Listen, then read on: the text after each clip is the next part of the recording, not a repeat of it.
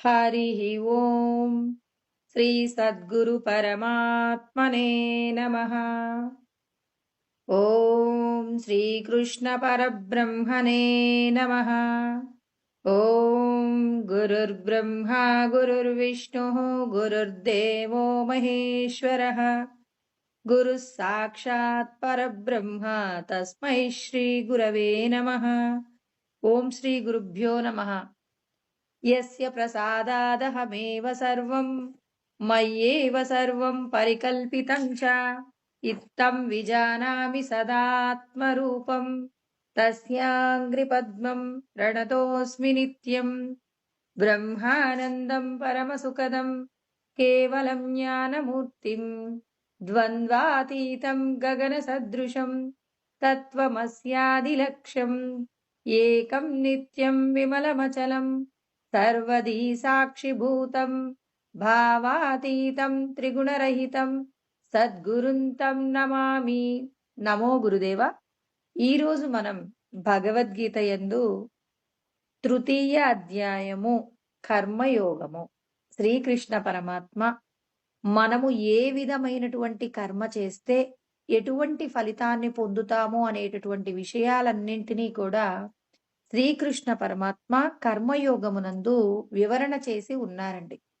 మనమందరము కూడా ఒక పనిని చేసేటప్పుడు ఎలా చెయ్యాలి అనే దానిని గురించినటువంటి శిక్షణ లేకుండా మనం కర్మ చేస్తే దానివల్ల మనకు లాభం రావచ్చు, లేకపోతే నష్టం కూడా రావచ్చండి. లాభ నష్టాలు లేకుండా మనము చేసేటటువంటి కర్మ గొప్పదైన ఫలితం రావాలంటే, అంటే మనమందరం ఏమనుకుంటాం, లాభం వస్తే కదా మేము సంతోషంగా ఉండేది, ఇక లాభము లేకుండా నష్టము లేకుండా గొప్పదైన ఫలితం ఏముంటుంది అంటే, ధర్మార్థ కామములతో పాటుగా మోక్షం అనేటటువంటి పదం ఒకటి ఉంటుందండి. మోక్షము అంటే ఏంటంటే ఈ లోకంలో మరియు పరలోకంలో కూడా పరమశాంతిని పొందడానికి కావలసినటువంటి మార్గమును గురించి చెప్పగలిగేటటువంటి విషయం ఏంటంటే, ధర్మార్థ కామములలో చిట్ట చివరిదైనటువంటి మోక్షము. దీన్నే చతుర్విధ పురుషార్థములు అంటారండి. 4వ పురుషార్థమైనటువంటి ఈ మోక్షం గురించి తెలియనప్పుడు మనం చేసేటటువంటి కర్మలు ఎలా ఉంటాయి అంటే, లాభము నష్టము రెండింటిలో ఏదో ఒక దానిని తెలుసుకునేటటువంటి ప్రయత్నం. అంటే లాభం వస్తుందా లేకపోతే నష్టం వస్తుందా అని చెప్పేసి మనం నిరంతరము ఫలితాల పట్ల ఆసక్తి చేత మనం ఏం చేస్తుంటామంటే కర్మలు చేస్తూ ఉంటామండి. మరి మనం లాభ నష్టాల గురించి ఆలోచించకుండా మనం చేసే కర్మ ఫలితాన్ని ఈశ్వరుడికి అప్పచెప్పామనుకోండి, ఈశ్వరుడు మనకేం చేస్తాడంటే గొప్పదైనటువంటి ఫలితం ఇస్తాడండి. మరి గొప్పదైనటువంటి ఫలితం ఏమిటి అంటే, ఈశ్వరుణ్ణి చేరుకోవడమే గొప్పదైన ఫలితం అండి. అంటే మనం అన్నింటిలో కూడా గొప్పగా మనం ఫలితాలను పొందాలి అంటే ఈశ్వరుడు మనందరికీ తెలియజేస్తూ ఉన్నారు, నీ లోపట ఉన్నటువంటి సత్య వస్తువుని తెలుసుకుంటే నువ్వు పొందేటటువంటి గొప్పదైనటువంటి ఫలాలలో ఈ ఫలితం ఉంటుందన్నమాట. గొప్పదైన ఫలితము అంటే భగవంతుణ్ణి చేరుకోవడమే. ఎక్కడి నుంచి వచ్చామో అక్కడికి చేరుకోవడమే గొప్పదైన ఫలితం. ఇప్పుడు మనం ఒక తీర్థయాత్రకు బయలుదేరామనుకోండి, మరి తీర్థయాత్రకు బయలుదేరిన తర్వాత మళ్ళీ మనం ఎక్కడికి రావాలనుకుంటాం? ఎక్కడి నుంచి అయితే బయలుదేరామో, అంటే మన ఇంటి నుంచి బయలుదేరుతామండి. మళ్ళీ మన ఇంటికి ఒక 10 రోజుల తర్వాతనో 20 రోజుల తర్వాతనో ఒక నెల రోజుల తర్వాతనో లేదా ఒక సంవత్సరం తర్వాతనైనా మన ఇంటికి మనం వద్దామనుకుంటాం కదండి. అదే విధంగా మనం కూడా భగవంతుడి అంశ అని ఈశ్వరుడే చెప్పారు. మనం గతాన్ని మరిచిపోయామండి. అంటే గత జన్మకు సంబంధించిన స్మృతులు అంటే ఎన్నో జన్మల నుంచి మనం సంపాదించుకున్నటువంటి జన్మార్జిత వాసనల చేత మనం ఎక్కడి నుంచి వచ్చామో ఆ విషయాన్ని మర్చిపోయాం. మనం ఎన్ని జన్మల్లో చేసిన పుణ్యం కొద్దీ ఇవాళ ఈశ్వరుడు భగవద్గీతలో చెప్పబడిన సత్యాలన్నీ మనం తెలుసుకుంటున్నాం. మమైవాంశో జీవలోకే జీవభూత సనాతనః అన్నారు. అంటే మనమందరం సనాతనమైనటువంటి దైవమే అని చెప్పేసి చెప్పారు. మీరందరూ కూడా నా అంశలు అన్నారు. అంటే ఇప్పుడు మనం ఒక 1000 ఎకరాలున్నటువంటి ఆహ్, ఒక వ్యక్తికి యొక్క సంపదకు మనం వారసులమని ఎలా చెప్పగలము అంటే, మన తల్లిదండ్రులు కూడా గొప్పదైన సంపదలు కలిగి ఉన్నారనుకోండి, మనమేమంటాం? ఆ సంపద అంతటికి మేమే వారసులం చెప్తాం. మన నాన్నగారు మనకేం జేస్తారు? ఆయన సంపాదించిన ఆస్తంతా మనకిచ్చేస్తారు గదండీ! అదే విధంగా ఈ జగత్తులన్నింటినీ సృష్టించినటువంటి సృష్టికర్త చెప్తున్నారనమాట. మీరందరూ నా అంశ అంటే, మన తండ్రి గారు భగవంతుడైతే మనమేమైపోతాం? మనం కేవలం ఇక్కడ పుట్టినటువంటి ఈ దేహానికి సంబంధించిన ఒక కులమో, లేకపోతే ఒక స్త్రీ అనో, ఒక పురుషుడనో పిలువబడతామా? మనం కూడా భగవంతుడి యొక్క అంశలుగా అంటే ప్రత్యేగాత్మలుగా పిలువబడతాం. మరి మనల్ని మనం తెలుసుకోవడానికి పరమాత్మ మనకొక గొప్ప అవకాశం ఇస్తున్నారు. మీరందరూ కూడా జ ఈశ్వరుడి యొక్క అంశలే కాబట్టి, ఈశ్వర స్వరూపాలే కాబట్టి, మిమ్మల్ని మీరు మర్చిపోయారు. ఎలా మర్చిపోయారు? నేను మీకొక ఉపాధి ఇచ్చాను. ఆ ఉపాధితో మీరేం జేశారు? ఇప్పుడు ఒక విత్తనం ఏసాడండి పరమాత్మ. ఆ విత్తనం పెరిగింది. పెరిగిన తర్వాత అది మొక్కగా మారింది. ఆ మొక్కకు చిగుళ్ళొచ్చాయి.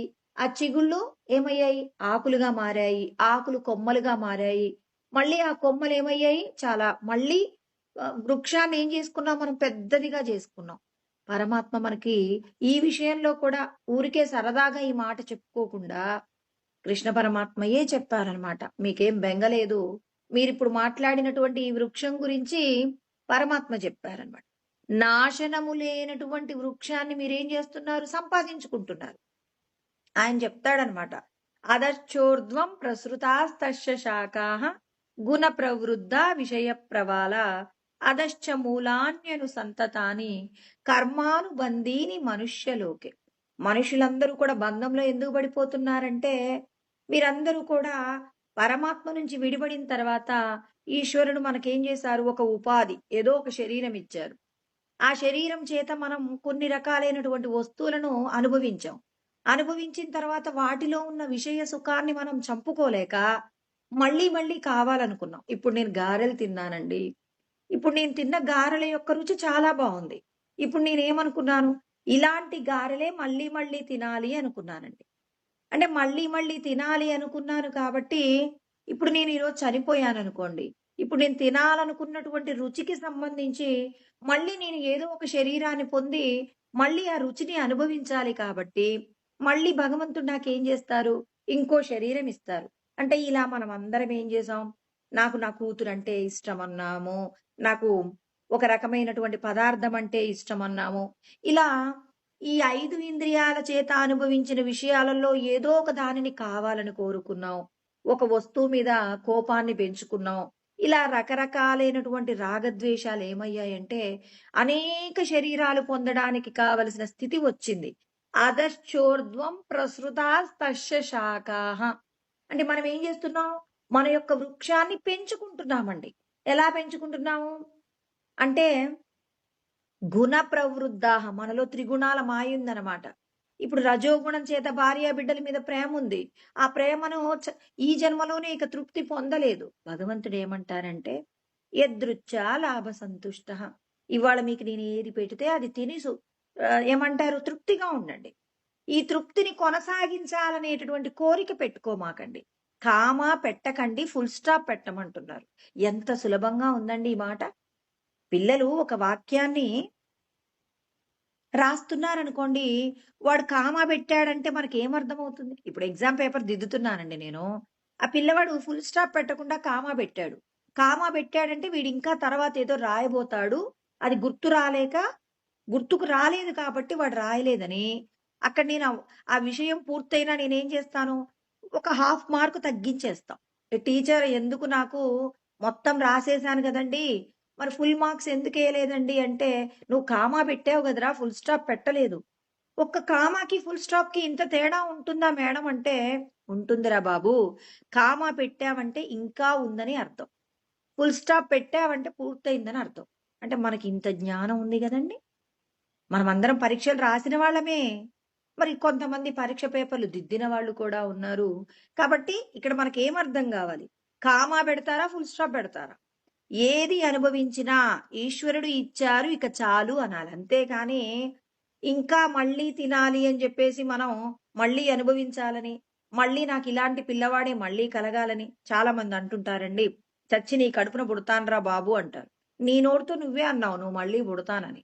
మరి భగవంతుడు ఇప్పుడు నీకు మోక్షం ఇవ్వమంటే ఎలా ఇస్తాడు?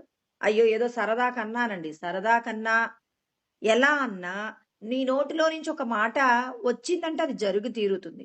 ఇప్పుడు సరదాకి నిప్పుల మీద చెయ్యి పెట్టామనుకోండి కాలుతుంది. అయ్యో! సరదాగా పెట్టానండి అంటే ఆ అగ్ని కాల్చకుండా ఉంటుందా? భగవంతుడు కూడా ఏం చేస్తాడు? కల్పవృక్ష స్వరూపమని మనం తెలుసుకుంటాం.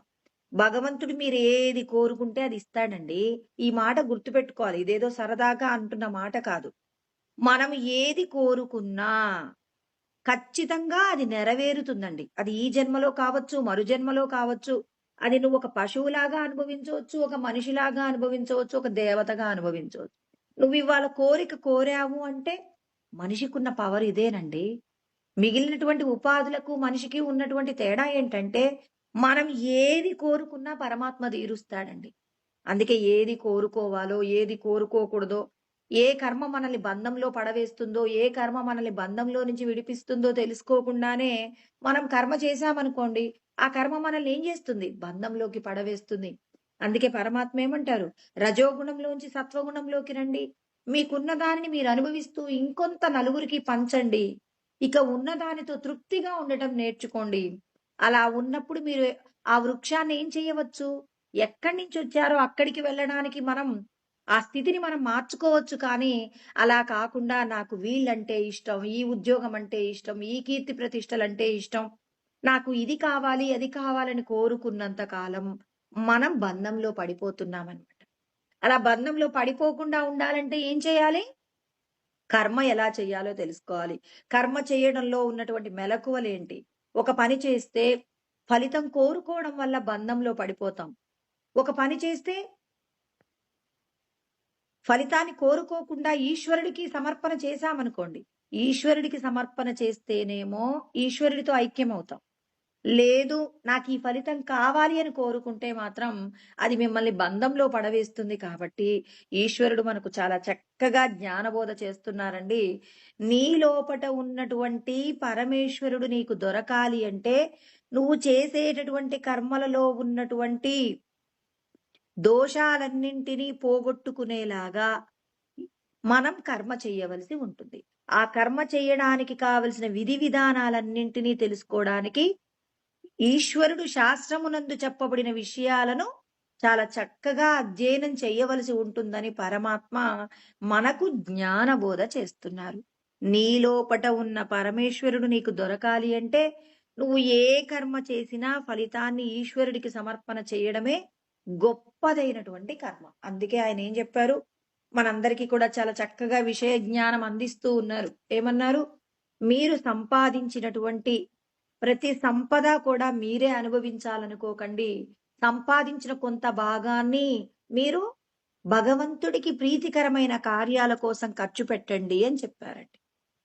అలా ఖర్చు పెట్టకుండా మీరు మాత్రమే అనుభవిస్తే దేవతలు ఆగ్రహిస్తారు. మీరు అనుభవించేటటువంటి సంపద మీరు కష్టపడి సంపాదించారు అనుకునే సంపదన ఏమవుతుందంటే అది మీకు ప్రమాదం తీసుకొస్తుంది. భగవంతుడు ఏమన్నారు? మీరు దొంగ అవుతారని చెప్పారు కదండి. ఇష్టాన్ భోగాన్ హి ఓ దేవా దాస్యంతే యజ్ఞభావితాః తైర్దత్తాన ప్రదాయైభ్యో యో భుంకే తేన ఏవ సహా అన్నారు.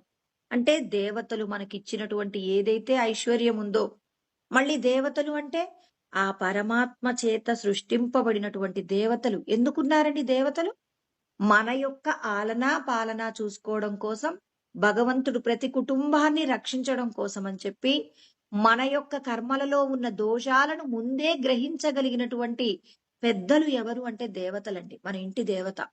ఆ ఇంటి దేవత ఎప్పుడూ కూడా ఏం చెప్తుంది? మీకు శ్రేయస్సు కలగడం కోసం అని చెప్పి దైవ కార్యాలు చెయ్యమని మనకు నిరంతరం ఏం చేస్తుందంటే హితవు చెప్తుందండి. పరమాత్మ ఎంత దయామయుడు కాకపోతే ప్రతి కుటుంబానికి ఒక దేవతా రూపాన్ని పెట్టాడండి. ఒక ఇంటికి ఒక దేవతా స్వరూపం ఉన్నారు అంటే మనకొచ్చే కష్టాలు, మనకొచ్చే సుఖాలు అన్నింటినీ గ్రహించగలిగిన శక్తి ఆ పరమాత్మ దేవతలకు పెట్టారనమాట. అంటే మనల్ని రక్షించడం కోసమే ఆ పరమేశ్వరుడు దేవతలను సృష్టి చేశారు.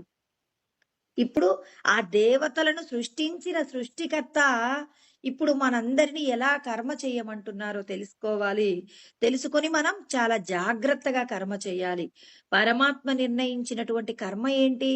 దేవతలు మీకు ఏమిస్తారు? వరాలు ఇస్తారు.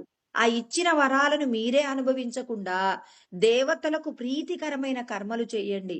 దేవతలకు ప్రీతికరమైన కర్మ ఏంటంటే పరులకు ఉపకారం చేసేటటువంటి విధానాన్ని మీరు అలవాటు చేసుకోండి. అలా అలవాటు చేసుకోకుండా మీకు దేవతలు ఇచ్చిన ఐశ్వర్యాన్ని మీరు మాత్రమే అనుభవిస్తే మీరు దొంగలవుతారన్నారు. మీరు చేసిన ప్రతి కర్మ యొక్క పాపం పోవాలి అంటే ఏం చెప్పారు ఆ పరమాత్మ? యజ్ఞం చెయ్యమని చెప్పారు.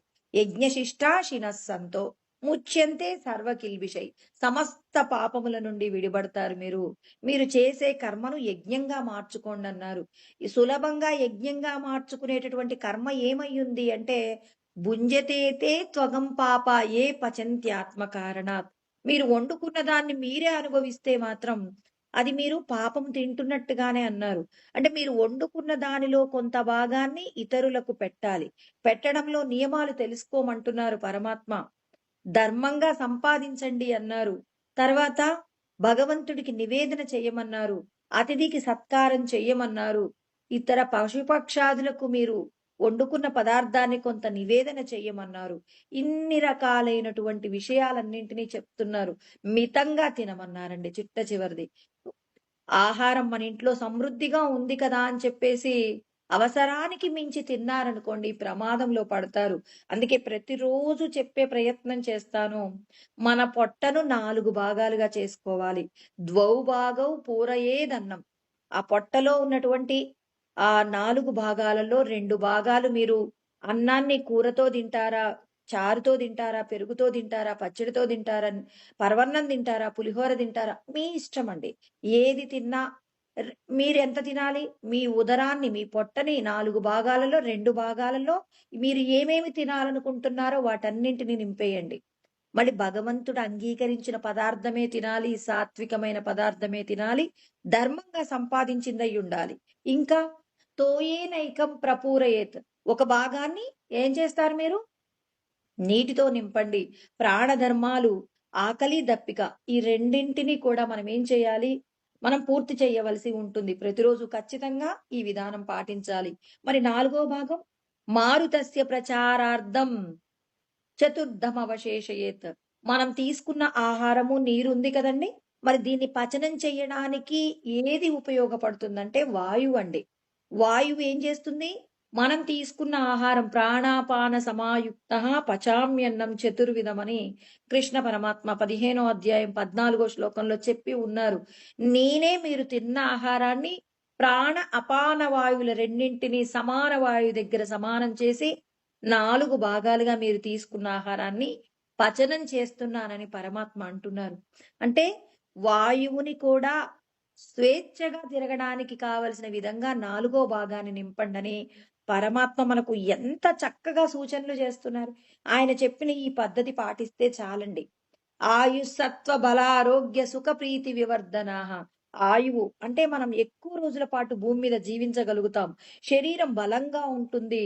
సత్వగుణంతో కూడి 10 మందికి ఉపకారం చేయగలిగినటువంటి మన ప్రవృత్తి ఏర్పడుతుంది. ఇక మనం ఈ శరీరం ఎప్పుడూ కూడా మరి పరులకు ఉపకారం చేసే విధంగా ఇంకా భగవత్ సంబంధమైన దైవారాధన చేసుకునేలాగా మరి ఈ శరీరం వృద్ధిలోకి రావాలి అంటే మనం పాటించే నియమాలలో మొట్టమొదటి నియమం ఆహార నియమమేనండి. ఆహార నియమాన్ని చక్కగా పాటిస్తే ఈశ్వరుడు ఏమంటున్నారు? సమస్త పాపపు కర్మల నుండి మిమ్మల్ని విడుదల చేస్తానని పరమాత్మ చెప్తే నమ్మమా అండి మనం? ఒక డాక్టర్ గారు చెప్తే మనం నమ్ముతాం గాని పరమాత్మ చెప్పిన మాట నమ్మట్లేదు. పరమాత్మ చెప్పిన మాట నమ్మిన వారికేమో మోక్షము అంటే దేహబంధములో నుంచి విడుదల దొరుకుతుంది. పరమాత్మ చెప్పిన మాటను పక్కకు పెడితే మాత్రం మళ్ళీ మళ్ళీ ఇవాళ మానవ శరీరం ఉంది. అయ్యో నేను గొప్ప కులంలో ఉన్నాను, గొప్ప సంపదలతో ఉన్నాను, గొప్ప కీర్తి ప్రతిష్టలతో ఉన్నానని చెప్పేసి మనం అహంకరిస్తున్నాం. మరి ఈ అహంకారం పోగొట్టుకునేలాగా ప్రవర్తించకపోతే మాత్రం మళ్ళీ మళ్ళీ మనం ఏం చేస్తాం? బంధంలో పడిపోతాం. బంధంలో పడ్డారంటే మళ్ళీ ఎన్నో రకాల హీనోపాధులున్నాయండి. పశుపక్ష పశుపక్షాదుల్లోకి వెళ్ళిపోతున్నాం. మళ్ళీ వెళ్ళకుండా మనల్ని మనం రక్షించుకునే ప్రయత్నంగా మనం ఏం చేయాలి అంటే, భగవంతుడు చెప్పిన నియమం పాటించండి. మీరేది వండుకున్నా దానిని కొంత భాగం ఇతరులకు పెట్టే ప్రయత్నం చెయ్యండి. ఆ పెట్టేటప్పుడు ఫలితాన్ని కోరకండి. ఇప్పుడు ఒక పక్షికి భోజనం పెట్టారనుకోండి, పక్షికి పెట్టాను అంటే కొంత ఫలితమే. పక్షి లోపట ఉన్నటువంటి పరమాత్మకే పెట్టాననండి. ఇప్పుడు మీరు పెట్టే ఆహారము బ్రహ్మమే. మీరెవరు పెడుతున్నారు? నేను బ్రహ్మ స్వరూపంగా పెడుతున్నానని ఎవరు తింటున్నారు? బ్రహ్మమే తింటుందన్నప్పుడు అంటే ఇక్కడ చెయ్యబడిన కర్మ, తినబడిన కర్మ అన్నీ కూడా బ్రహ్మమే అవుతాయి కాబట్టి, మనం దేహబంధంలో నుంచి విడిపడతాం కాబట్టి, పరమాత్మ అంటున్నారు సులభంగా మనం చేసిన కర్మను యజ్ఞంగా మార్చుకుందాం. మనం తీసుకున్న ఆహారాన్ని పవిత్రంగా చేసుకుందాం. పవిత్రమైన ఆహారంలోనే ఆ పరమాత్మ ఉంటారు. కాబట్టి ఇక్కడ చెప్తున్నారు కృష్ణ పరమాత్మ మనందరికీ గొప్పదైన సత్యం చెప్తున్నారు. భగవంతుడు ఎక్కడుంటారు అనే సందేహం ఎవరికైనా ఉంటుందేమో. ఆ సందేహ నివృత్తికి ఈశ్వరుడు యజ్ఞంలో నేనుంటాననేటటువంటి విషయాన్ని ఇక్కడ 2 శ్లోకాలలో చెప్తున్నారు. 14, 15 శ్లోకాలలో చెప్తున్నారు. చూడండి భగవంతుడు కర్మ ఎలా చేయాలో చెప్పారు. మొదట మీరందరూ కర్మ చేస్తూనే ఉంటారు. కర్మ చేయకుండా ఎవరు ఉండలేరన్నారు. నహి కచ్చిక్షణమపి జాతు తిష్టత్య కర్మకృత్ అన్నారు. అంటే మీరందరూ కర్మ చేస్తూనే ఉంటారు. ఎలా చేస్తారు అంటే మరి ప్రకృతి జై గుణైహి అన్నారు. అంటే త్రిగుణముల యొక్క మాయ చేత ప్రతి ఒక్కరూ కర్మ చేస్తూనే ఉంటారన్నారు. మరి చేసేటటువంటి కర్మ ఎలా ఉండాలి అంటే మరి పరమాత్మ చాలా చక్కగా చెప్పారు.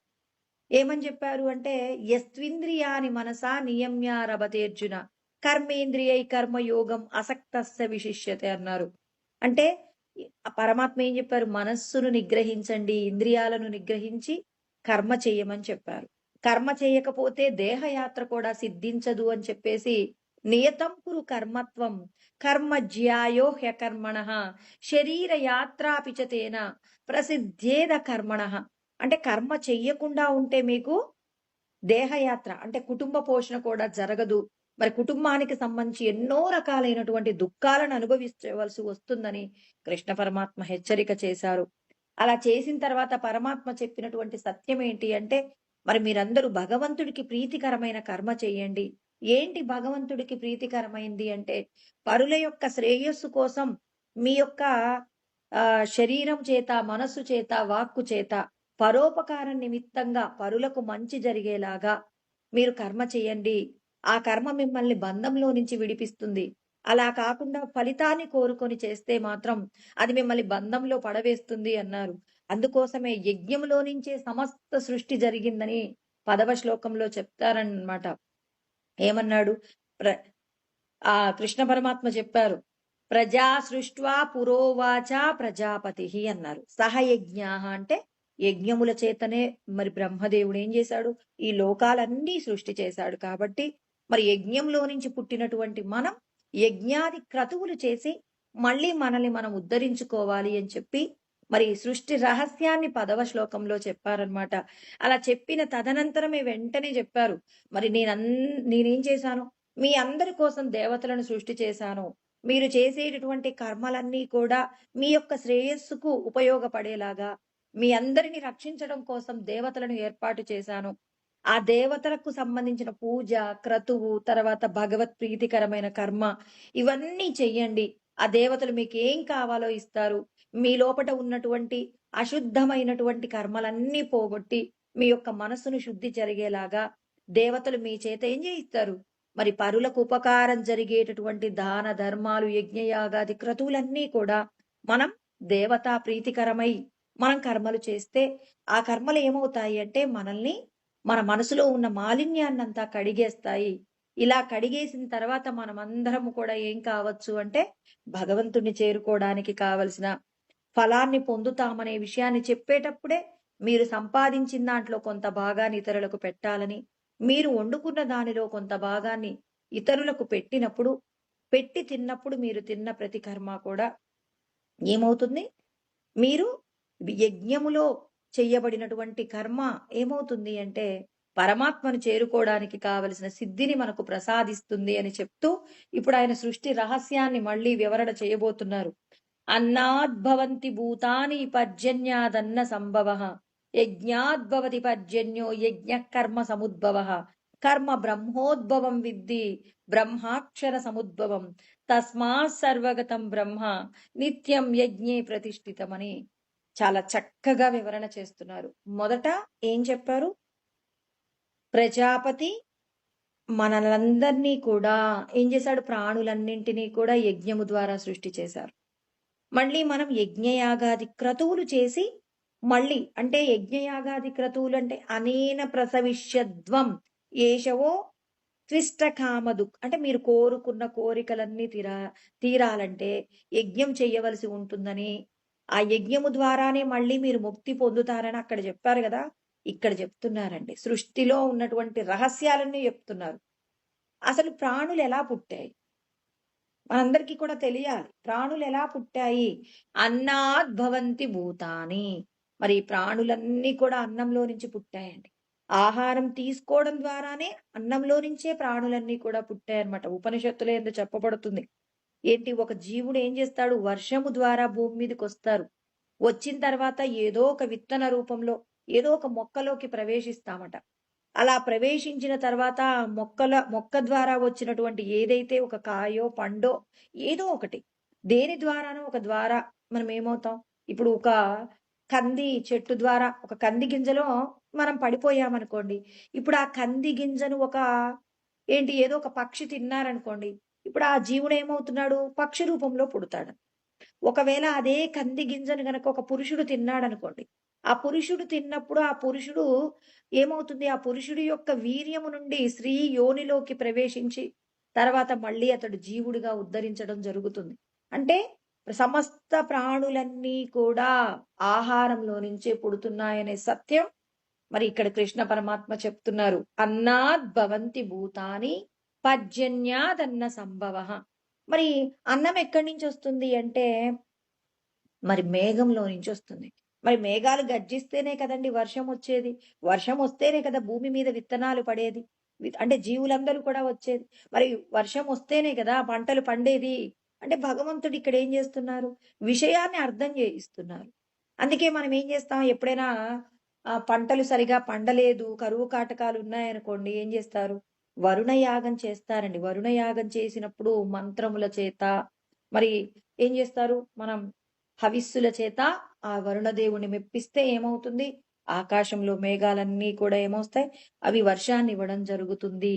అందుకే ఇక్కడ మేఘముల ద్వారా ఆహారంలో నుంచి ప్రాణులు.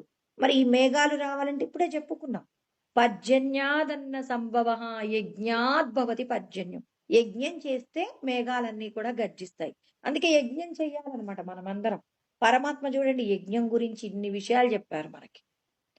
ఇంతకు పూర్వమే కదండి చెప్పారు. యజ్ఞ శిష్టాశినస్సంతో, అంటే యజ్ఞము ద్వారా మీ సమస్త కర్మలన్నీ నాశనమైపోతాయని చెప్పారు.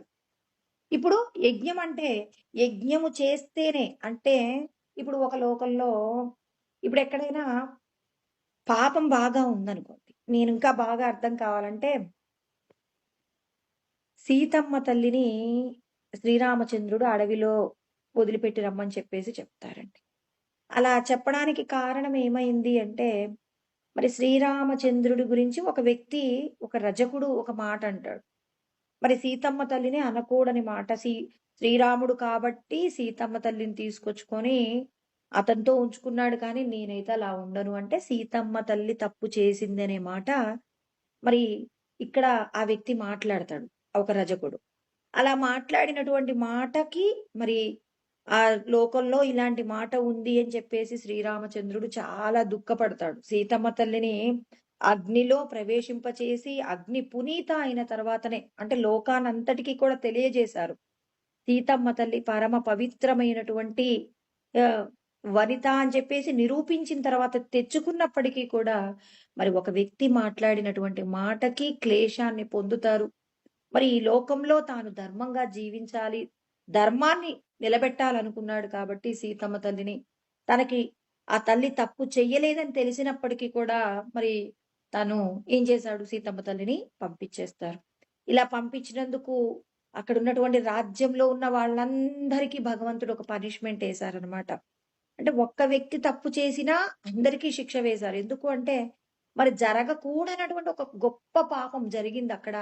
పరమ పవిత్రమైన సీతమ్మ తల్లిని పంపించటం వల్ల కరువు కాటకాలన్నీ కూడా వచ్చేసి పంటలు పండట్లేదు. ఎందుకు పండట్లేదంటే సీతమ్మ తల్లిని పంపించిన తర్వాత రామచంద్రుడు ఏడ్చినటువంటి దుఃఖం ఎలాంటిది అంటే అతడు ప్రతిరోజు కూడా చాలా గొప్పగా అంటే కంటికి కడివెడుగా అంటారు గదండీ ఏడుపుని.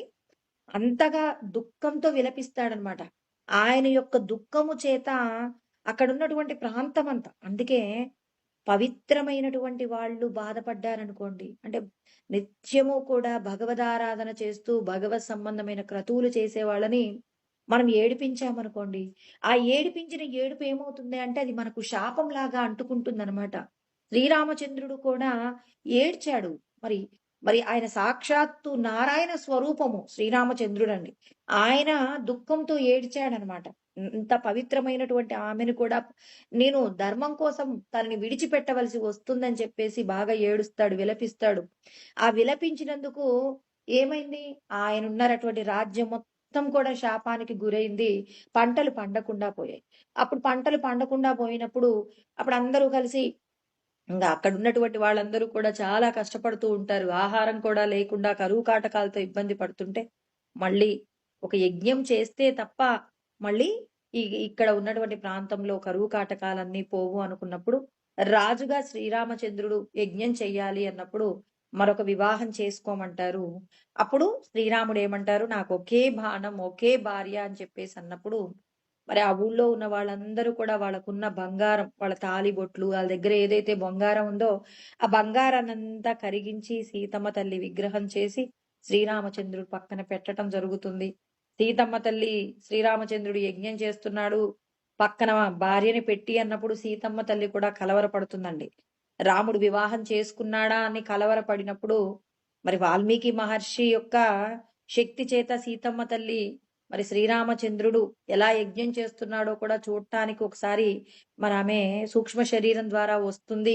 అక్కడ ఉన్నటువంటి సీతమ్మ తల్లి విగ్రహాన్ని చూసి ఆమె బొట్టు పెట్టి వెళ్ళిపోతుంది అన్నప్పుడు శ్రీరామచంద్రుడు కూడా భార్య వచ్చింది అని చెప్పేసి నా సీత వచ్చింది అని చెప్పేసి అంటారు. ఇదంతా కూడా మనందరికీ తెలుసు.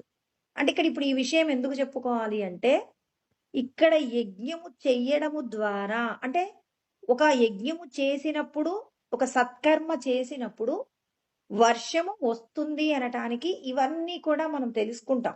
ఎందుకు మనకు ఆ ఇతిహాసాలైనటువంటి రామాయణ మహాభారతాలు తెలుసుకోవాలి? ఇవి తెలుసుకోవడం వల్ల ఏంటి ప్రయోజనం అంటే ఈశ్వరుడు శాస్త్రమునందు చెప్పబడిన విషయాలన్నీ కూడా ఆచరణ పూర్వకంగా ఆ పరమాత్మయే వివిధ అవతారాల రూపంలో వచ్చి ఆయన ఆచరించి మనందరికీ కూడా మీరు కూడా ఇలా ఆచరించాలి, మీరు కూడా గొప్పగా అంటే చాలా సంతోషంగా జీవించడానికి ఇవి మార్గాలు అని చెప్పేసి మనకు మరి పురాణాలు కానివ్వండి, ఇతిహాసాలు కానివ్వండి, వాటిని అధ్యయనం చేసినప్పుడు శాస్త్రం బాగా అర్థమవుతుంది. అర్థమైన దాన్ని మనం ఆచరణలో పెట్టుకోవాలన్నమాట. అందుకే ఇక్కడ పరమాత్మ కృష్ణ పరమాత్మ ఏమంటున్నారు మరి పర్జన్యాదన్న సంభవ యజ్ఞాద్ భవతి పర్జన్యం. యజ్ఞము చేస్తే ఏమవుతుంది? మేఘాలు గర్జిస్తాయి. మరి యజ్ఞం చేయడము అంటే సత్కర్మ అని చెప్పాడు. కృష్ణ పరమాత్మ చెప్పిన మాటను జాగ్రత్తగా అర్థం చేసుకోండి. యజ్ఞ కర్మ సముద్భవ అంటే మనం చేసినటువంటి కర్మలు, మనం రోజు పాపపు మాటలు మాట్లాడుతున్నాం, పాపపు కర్మలు చేస్తున్నాం, వేరొకరు పతనం అవ్వాలని కోరుకుంటున్నాం అనుకోండి, మన కుటుంబంలో అశాంతి ఉంటుందండి. సంతోషంగా ఉన్నట్టుగా కనపడతాం కానీ మనసులో ఎందు సంతోషం ఉండదండి. ఇప్పుడు దుర్యోధనుడికి ఏం చేశాడు? పాపపు కర్మ చేత అంటే ఈ పాచికల ఆట ఆడాడు. ఆ పాచికల ఆటలో ఉన్నటువంటి మాయ ఏమైంది? ధర్మరాజు ఓడిపోయేలాగా చేసిందండి మాయాజూదము ద్వారా. కానీ దుర్యోధనుడు ఎప్పుడైనా సంతోషంగా ఉన్నటువంటి ఆ 12 సంవత్సరాలు అరణ్యవాసం, 1 సంవత్సరం అజ్ఞాతవాసం చేశారు కదండి పాండవులు. మరి కౌరవులు ఏ రోజైనా సంతోషంగా ఉన్నారనే మాట మనం ఎక్కడైనా విన్నామా?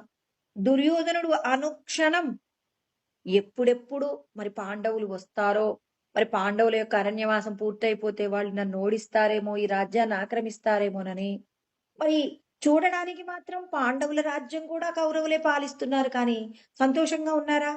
ఆందోళనతో ఉన్నారండి. కృష్ణ పరమాత్మ గుణత్రయ విభాగ యోగంలో చెప్తారనమాట. రజోగుణం యొక్క ప్రత్యేకత ఏంటంటండి, మనం ఇతరుల నుంచి ఏదైనా తీసుకున్నాం అనుకోండి, అన్యాయంగా తీసుకున్నాం అనుకోండి. అన్యాయంగా తీసుకున్నది వాళ్ళకి ఎలా ఉంటుందంటే, అక్కడ సంపద కూర్చబడుతుంది కానీ, ఉండవలసిన సంతోషం ఉండదండి. మీరు ధర్మంగా సంపాదించుకోండి, అర్ధ రూపాయైనా సంతోషంగా ఉంటుంది. అదే దొంగతనం చేసి ఎక్కడో దొరికిన సంపదో లేపోతే ఏదైనా లంచం తీసుకొనో సంపాదించిన దాంట్లో ఎక్కడో లోపట మనకి అలజడి ఉంటుందనమాట. అందుకే కృష్ణ పరమాత్మ చెప్తారండి, రజో రాగాత్మకం విద్ధి తృష్ణా సంగ సముద్భవం. 14వ అధ్యాయం 12వ శ్లోకంలో రజోగుణం గురించి మాట్లాడతారు. ఏమంటారు?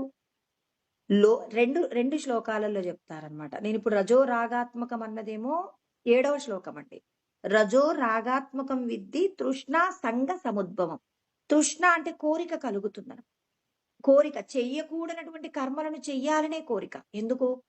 నేను సంతోషంగా ఉంటాను, ఆ సంపద నా దగ్గరికి వస్తే సంతోషం. ఇప్పుడు దుర్యోధనుడికి కూడా పాండవుల యొక్క ఐశ్వర్యాన్ని చూసినప్పుడు ఆ ఐశ్వర్యం అంతా నా సొంతం అవుతే బాగుండు అని చెప్పేసి అసూయ చేత రగిలిపోయాడు. మాయా జూదం చేత ధర్మరాజు దగ్గర ఉన్నటువంటి ఐశ్వర్యాన్ని తీసేసుకుంటారు. మరి దానివల్ల ఎటువంటి ఫలితం ఉంటుందో కూడా కృష్ణ పరమాత్మ మళ్ళీ 12వ శ్లోకంలో చెప్పారనమాట. లోభ ప్రవృత్తిరారంభ కర్మణ మశమ స్పృహ. పరమాత్మ చూడండి ఎంత బాగా చెప్తున్నారు. లోభ అంటే తమ దగ్గర ఉన్నది ఇతరులకు ఎవ్వరికి కూడా పంచరండి, వీళ్ళే అనుభవించాలనేటటువంటి తాపత్రయం. ప్రవృత్తిరారంభ చెయ్యకూడనటువంటి పాపపు కర్మలు చేయడానికి నిరంతరం ప్రయత్నం చేస్తూ ఉంటారు. ఎప్పుడు పాండవులని ఏడిపించే ప్రయత్నమే చేస్తారు. మనందరం కూడా చూసాం.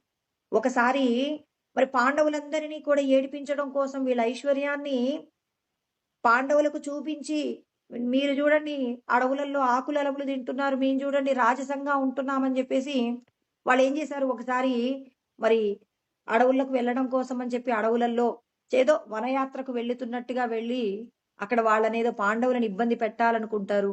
అలా పెట్టాలి అనుకున్నప్పుడు మరి గంధర్వరాజు అయినటువంటి చిత్రరథుడు తర్వాత అతని యొక్క పరివారం చేత ఘోరంగా ఓడిపోతారండి. దుర్యోధనుడు తర్వాత ఎవరున్నారు, కర్ణుడు, వీళ్ళందరూ కూడా ఘోరంగా ఓడిపోతారు. ఓడిపోయి పరాభవాన్ని పొందుతారనమాట. అంటే ఎప్పుడు అవతలి వాళ్ళని ఏడిపించడంలో వీళ్ళెప్పుడు ఎలా సంతోషంగా ఉన్నారా? వీళ్ళు సంతోషంగా ఉంటే సుఖంగా ఉండొచ్చు కదా, మళ్ళీ అడవులలోకి వెళ్ళి అవతలి వాడిని ఏడిపించే ప్రయత్నం ఎందుకు చేస్తారు? ఎందుకు ప్రయత్నం చేస్తారంటే వీళ్ళకి ఎప్పుడు కూడా సంతోషంగా ఉండాలనేటటువంటి కోరిక ఉండదండి. వాళ్ళ కోరిక ఏంటి, అవతలి వాడు ఏడిస్తే చూసి ఆనందించడమే తప్ప ఆనందం ఎలా ఉంటుందో తెలియనటువంటి వాళ్ళందరూ కూడా ఏం చేస్తుంటారు, వేరొకరు ఏడిస్తే ఆ ఏడుపులో ఆనందపడేటటువంటి వాళ్ళని భగవంతుడు ఏం చేస్తారు, అప్పటికప్పుడు శిక్షించకపోయినా తర్వాత మాత్రం ఘోరంగా శిక్షిస్తానని పరమాత్మ చెప్పారు కదండి. విషయేంద్రియ సంయోగాత్ ఎత్తదగ్రే అమృతోపమం. అంటే మొదట విషయ సుఖం, అవతలి వాళ్ళ యొక్క సంతోషాన్ని లాగేసుకున్నామన్నప్పుడు మనకి ఎలా ఉంటుంది, మొదట ఆనందం అనిపిస్తుంది. పరిణామే విషమివ, తర్వాత ఏమవుతుంది, చాలా దుఃఖాన్ని పొందుతారు. మరి దుర్యోధనుడు వీళ్ళందరూ కూడా సంతోషంలో ఉన్నామనుకున్నారు, వాళ్ళ రాజ్యాన్ని మేము తీసేసుకున్నామనుకున్నారు, వాళ్ళందరూ అడవులలో ఆకులలములు తింటున్నారని చెప్పేసి వాళ్ళ యొక్క ఆ కష్టాన్ని చూసి వీళ్ళు పరమ సంతోషాన్ని పొందుతున్నామన్న సంతోషంలోనే ఏం పొందారు, కర్మణామశమ స్పృహ అంటే అశాంతి, తర్వాత నిరాశ, ఇవన్నీ అలముకుంటాయి. ఆందోళన కూడా ఉంటుంది. అంటే భగవంతుడు ఇవన్నీ కేవలం వాళ్ళ జీవితాలలో జరిగాయని తెలుసుకుంటే ఏం లాభం అండి మనకి? ఇప్పటికిప్పుడు మనం వాళ్ళ చరిత్రనంతా మనం ఎన్నిసార్లు వినలేదు? విన్న విషయాన్ని మళ్ళీ మళ్ళీ ఎందుకు వినాలి అంటే, మనం కూడా స్వార్థంతో ఇతరుల వస్తువును ఏదైనా తీసుకున్నప్పుడు మనకు సంతోషం ఉందా? సంతోషంలో ఏమైనా దుఃఖం ఉందా? నిరాశ ఉందా? నిస్పృహ ఉందా? మరి నాకున్న దానిని నేనే అనుభవిస్తున్నానా? ఇతరులకు ఏమైనా ఇవ్వడంలో నేనేమైనా లోభగుణంతో ఉన్నానా? ఈ విషయాలన్నీ ఒక్కొక్కటిగా లెక్కేసుకున్నామనుకోండి, శాస్త్రం తెలిసింది, పురాణాలు తెలుస్తున్నాయి, ఇతిహాసాలు తెలుస్తున్నాయి. ఇప్పుడు మన జీవితాన్ని దిద్దుకోవడానికి కావలసిన విధంగా మన ప్రవర్తనని మార్చుకున్నప్పుడు నీకు శాస్త్రం వల్ల ఉపయోగం. అంతేకాని శాస్త్రంలో నాకీ శ్లోకమొచ్చండి, ఈ పురాణం తెలుసండి, రామాయణ మహాభారతాలు ఎన్ని సార్లు వినలేదంటే, ఎన్ని సార్లు తిన్నా ఇప్పుడు గారెలు తిన్నాం. ఎన్ని సార్లు తిన్నా మళ్ళీ కావాలని ఎందుకనిపిస్తుందంటే, ఆ రుచిని మర్చిపోలేకపోతున్నాం. రామాయణ మహాభారతాలలో కూడా మనం విన్నాం. విన్న దానిని జీర్ణం చేసుకొని మన జీవన విధానానికి మలుచుకోవాలి. గారెలు తిన్నాం ఇక చాలు, పరమాత్మ ఇచ్చింది ఇక చాలు నేను అని తృప్తిగా ఉన్న రోజు కదండీ నువ్వు గారెలు తినటం వల్ల ప్రయోజనం. ఈరోజు 4 తిన్నావు, అబ్బా! రుచి బావుంది మళ్ళీ తిందాం అనుకుంటున్నావు. ఈ శరీరంతో తినలేకపోయావు. వచ్చే జన్మలో కుక్కగా పుట్టి గారెలు తింటున్నావు. అంటే ఎలా అయితేనేంటండి? ఫుల్ స్టాప్ పెట్టకుండా కామాలు పెట్టినంత కాలం జీవనయాత్ర సాగినట్టు, ఈ రజోగుణానికి కూడా ఫుల్ స్టాప్ పెట్టకుండా ఉన్నంత కాలం మనం మళ్ళీ, మళ్ళీ, మళ్ళీ పుడుతూనే ఉంటాం. పాపపు యోనులలోకి విసిరివేయబడుతూనే ఉంటాం. అందుకే కృష్ణ పరమాత్మ చెప్పే ప్రతి సత్యాన్ని కూడా చాలా జాగ్రత్తగా పట్టుకోవాలి. అలా పట్టుకున్నప్పుడు మాత్రమే మనల్ని మనం ఉద్ధరించుకోగలుగుతామని కృష్ణ పరమాత్మ ప్రతి విషయాన్ని కూడా చాలా చక్కగా వివరణ చేస్తూ ఉన్నారు. నీ లోపట ఉన్న పరమాత్మ నీకు దొరకాలి అంటే నువ్వు చేసేటటువంటి కర్మ సత్కర్మ అయి ఉండాలి. అందుకే ఇక్కడ చెప్తున్నాడు చూడండి. యజ్ఞ కర్మ సముద్భవ, శ్రేష్టమైన ఉత్తమమైనటువంటి కర్మలోనే యజ్ఞం ఉంటుంది. అందుకే కదా ఆయన ముందే మనకు వివరణ చేసిన తర్వాతనే యజ్ఞం గురించి మాట్లాడారండి. యజ్ఞ శిష్టాశినస్సంతో ముచ్యంతే సర్వకిల్బిషై. సమస్త పాపముల నుండి నువ్వెప్పుడు విడిపడతావు? విడిపడడానికి మూలాలు ఏమై ఉన్నాయని చెప్పారు ఆయన పరమాత్మ. అంటే ఇక్కడ ఆయన అన్ని పాపాలు పోవాలంటే నువ్వు చేసే కర్మలో ఉన్న శ్రేష్టత్వం ఎలా ఉండాలి? పరులకు శ్రేయస్సు కలిగించేది అయినప్పుడు అది నీ శ్రేయస్సుకు మాత్రమే ఉపయోగపడుతుందని కృష్ణ పరమాత్మ మనకి జ్ఞానబోధ చేస్తున్నారు. నీ లోపట ఉన్న పరబ్రహ్మము నీకు దొరకాలంటే నువ్వు చేసే కర్మ సత్కర్మ అయి ఉండాలి. అందుకే కదండి శ్రేష్టమైన కర్మ, నీ శ్రేయస్సును పెంపొందించే కర్మ. ఈ దేహానికి సంబంధించిన భార్యా బిడ్డలే శాశ్వతం కాదు. ఈ భార్యా బిడ్డలనేది నీదొక బాధ్యత మాత్రమే. ఈ భార్యా బిడ్డలకు సంబంధించినటువంటి కర్మ అంతా చేస్తూనే నువ్వేం చేయాలి? నిన్ను నువ్వు ఉద్ధరించుకునే ప్రయత్నంగా సత్కర్మ చెయ్యవలసి ఉంటుందని కృష్ణ పరమాత్మ చెప్తున్నారు. అంటే నువ్వు చేసేటటువంటి కర్మలలో ఉన్న దోషాన్ని పోగొట్టుకో. నువ్వు చేసే కర్మలలో దోషం పోనంత వరకు నీవు మళ్ళీ మళ్ళీ జన్మలు ఎత్తుతూనే ఉంటావు. సత్కర్మ యొక్క గొప్పతనం ముందుగా మనకు చెప్పారు. చెప్పిన తదనంతరం మనకేం చెప్తున్నారు? మీరు చేసే కర్మ యజ్ఞమైతే, యజ్ఞము మేఘమైతే, మేఘము వర్షంగా మారితే, వర్షంలో నుంచి ప్రాణులు పుడతాయని చెప్పారు. మరి ఇలా మరి ఇది మంచి కర్మ, ఇది చెడ్డ కర్మ అని ఎవరు చెప్తారు? ఇది కూడా చెప్తున్నారు. కర్మ బ్రహ్మోద్భవం విద్యే. వేదములు చెప్తున్నాయండి. ఏ పని చేస్తే అది నిన్ను ఉద్ధరిస్తుంది, ఏ పని చేస్తే నిన్ను మళ్ళీ జన్మలు ఎత్తడానికి కావలసిన బంధంలో పడవేస్తుందని చెప్పింది ఎవరు? వేదములు. మరి వేదానికి సృష్టికర్త ఎవరండి? వేదాలను ఎవరు సృష్టి చేశారు? ఆ మాట కూడా చెప్పారు. ఏమంటున్నారు? ఇక్కడ మనకి కర్మ బ్రహ్మోద్భవం విద్ది, బ్రహ్మాక్షర సముద్భవం. అక్షరం ఓంకార స్వరూపంలో నుంచే కదండి సమస్తము, వేదములు, యజ్ఞములు, బ్రాహ్మణులు సమస్తము సృష్టి చేయబడ్డాయి అని చెప్పేసి ఓంకారం నుంచే కదా బ్రహ్మ, విష్ణు, మహేశ్వరులు సమస్తము కూడా పుట్టాయని. అందుకే ఇక్కడ మనకు చెప్తారు, గురో కృపా ప్రసాదేన బ్రహ్మ విష్ణు మహేశ్వరాహ సామధ్యమ భజన సర్వే సృష్టి స్థిత్యంత కర్మణి అని పరమేశ్వరుడు గురుగీతలో చెప్పబడిన శ్లోకం గురించి మాట్లాడుకుందామండి. ఏంటంటే మరి పరమాత్మ యొక్క సృష్టిలో నుంచే, పరమాత్మ యొక్క స్వరూపం అంటే ఏంటి? ఓమిత్యేకాక్షరం బ్రహ్మ వ్యాహరన్ మామనుస్మరన్ యప్రయాతి త్యజన్ దేహం సయాతి పరమాం గతి. ఓం ఇది ఏక అక్షరం అంటే ఓంకారం అంటే పరబ్రహ్మమునకు వాచక స్వరూపము. అంటే మనం పిల్లలు పుట్టగానే మనం అక్షరాభ్యాసం ఏం చేస్తాం? వాడికి పేరు పెడతాం కదండి. పేరు పెట్టినప్పుడు ఏమవుతుంది? అతడికి నామస్మరణ నామం పెట్టేస్తాం కదా వాళ్ళకి. ఆ పేరు పెట్టినప్పుడు పుట్టగానే పిల్లవాడిని మనం పేరు పెడతాం. పరబ్రహ్మం కూడా ఏం చేశారు? ఆయనకొక పేరు పెట్టుకున్నాడు. పెట్టుకున్న పేరేంటి? ఓంకారం. ఆ ఓంకారంలో నుంచే ఎవరు పుట్టారు? బ్రహ్మ, విష్ణు, మహేశ్వరులు పుట్టారు. ఇది గురుగీత యందు పరమేశ్వరుడు చెప్పారనమాట. పార్వతీదేవికి చెప్పారు. అంటే ఇక్కడ బ్రహ్మ, విష్ణు, మహేశ్వరులు పుట్టారు. మరి వీళ్ళందరూ కూడా ఏం చేస్తుంటారు? మనందరికీ తెలియని విషయాలేం కాదు. బ్రహ్మ ఏం చేస్తాడు? సృష్టి చేస్తాడు. శ్రీ మహావిష్ణువు ఏం చేస్తాడు? పోషణ చేస్తాడు. తర్వాత మహేశ్వరుడు లయం చేస్తారు. మరి ఈ బ్రహ్మ, విష్ణు, మహేశ్వరులు సృష్టి చేయడానికి కావలసిన శక్తి ఎక్కడి నుంచి అందింది? ఎక్కడి నుంచి అందిందంటే గురో కృపా ప్రసాదేన. గురువు యొక్క కృప చేత. మనం గురువు అంటే సాధారణ అర్థంలో ఒక మనకు ఉపదేశం చేసిన గురువు గురించి మాట్లాడతాం కదండి. పరబ్రహ్మము నీ లోపట కంటికి కనపడకుండా. అందుకే మనం ఏమంటాం? గురువు అనే పదానికి ఏమని అర్థం చెప్తాం? గుకారశ్చందకారోహి రుకారస్తేజ ఉచ్యతే. అంటే అంధకార స్వరూపంగా ఉన్నటువంటి మన లోపట ఏమవుతుంది? మరి రుకార తేజ ఉచ్యతే. అంటే తేజస్సు నింపేటటువంటి ఏదైతే పరబ్రహ్మం ఉందో, వెలుగు ఉందో, అంధకారానికి ఆవల ఉన్నటువంటి పరబ్రహ్మమును తెలియచేసేటటువంటి పదం ఏంటంటే గుకారం అండి. గురు అనేటటువంటి పదం అండి. అంటే అంధకారంలో వెలుగును నింపగలిగినటువంటి చైతన్యము నిరాకారమైన పరబ్రహ్మము, ఆయన్నే పరబ్రహ్మం అంటాం. గురు అంటామండి. మరి ఈ గురువు ఏం చేస్తూ ఉన్నాడు? ఆయన యొక్క కృప ఉంటే సృష్టి స్థితి లయలు చేసేటటువంటి బ్రహ్మదేవుడు, విష్ణువు, మహేశ్వరుడు వాళ్ళ వాళ్ళ కర్మలను చేస్తూ ఉన్నారు. ఆయన యొక్క అనుగ్రహం లేకపోతే మరి వీళ్ళు వాళ్ళ యొక్క కర్మలను చేయగలుగుతారా అంటే చెయ్యలేరు. అంటే వాళ్ళ యొక్క సామర్థ్యాన్ని పెంచుకోవడానికి వాళ్ళు ఎప్పుడు ఏం చేస్తూ ఉండాలి? తమ లోపట ఉన్న పరబ్రహ్మము యొక్క శక్తిని ఏం చేసుకుంటారు? పెంచుకుంటారు. ఎలా పెంచుకుంటారు?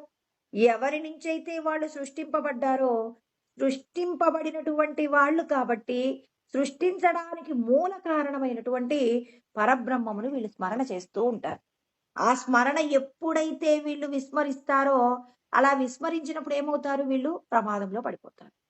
బ్రహ్మదేవుడు కూడా అహంకరించి మరి కృష్ణ పరమాత్మ గోకులంలో ఉన్నప్పుడు మరి ఇంత చిన్న పిల్లవాడు ఇన్ని రకాలైనటువంటి గొప్ప గొప్ప విషయాలన్నీ చేస్తున్నారట, రాక్షసుల్ని చంపుతున్నారట అని ఆయనకి కూడా కాస్త అత్యుత్సాహం కలిగి కొంచెం అహంకారంతో ఏం చేశాడు? ఓ సంవత్సరం పాటు అక్కడ ఉన్నటువంటి గోకులంలో ఉన్న పిల్లలను, తర్వాత గోవులను ఆయన ఏం చేశాడు? మాయ చేస్తే కృష్ణ పరమాత్మ ఏం చేశాడు? ఆయన మాయ చేత మళ్ళీ అందరినీ సృష్టి చేసుకున్నాడు. కృష్ణ పరమాత్మ భగవద్గీతలో ఓ మాట చెప్తారండి. శ్లోకంలో చెప్పారు. ఎక్కడ చెప్పారంటే ప్రకృతి స్వామధిష్టాయ సంభవామ్యాత్మ మాయ. అంటే నేనేం చేస్తాను? ప్రకృతిని నా వశం చేసుకొని ఈ లోకాలన్నింటినీ కూడా సృష్టి చేస్తుంటానని చెప్పేసి చెప్పారనమాట. అంటే ప్రకృతి చేత సమస్తము సృష్టించబడుతుంది. ఆ సృష్టించేటప్పుడు నేనే ఆ మొత్తం అంటే నేనే బాధ్యుణ్ణి అంటాడనమాట. మయాధ్యక్షేణ ప్రకృతి సూయతే సచరాచరం. నా అధ్యక్షతన నేను అధ్యక్షుడిగా కూర్చుంటే ప్రకృతి ఏం చేస్తుంది? లోకాలన్నీ సృష్టి చేస్తుంది అన్నారు. నేనే మాయను వశం చేసుకుంటాను. వశం చేసుకొని నాకు కావాలనుకున్నప్పుడు నేను ఒక రూపాన్ని తీసుకుంటాను. నేనే నా అధ్యక్షతనే సమస్తము సృష్టి చేయబడుతుందని చెప్పేసి కృష్ణ పరమాత్మ చెప్పారు. మరి ఆ సందర్భంలోనే కదా కృష్ణ పరమాత్మ అక్కడ గోకులంలో ఉన్న పిల్లలని, గోవులను మాయం చేస్తే మళ్ళీ సృష్టి చేసుకున్నాడు. ఇప్పుడు బ్రహ్మదేవుడు సంవత్సరం తర్వాత చూసుకొని మరి అయ్యో! నేనేమో దాచిపెట్టిన పిల్లలు ఇక్కడే ఉన్నారు, గోవులు ఇక్కడే ఉన్నారు. మరి ఇక్కడ మళ్ళీ సాధారణంగా కుటుంబాలలో అలజడి లేదు. పిల్లలు లేరనే బెంగ లేదు. గోవులు లేవనే బెంగ లేదు.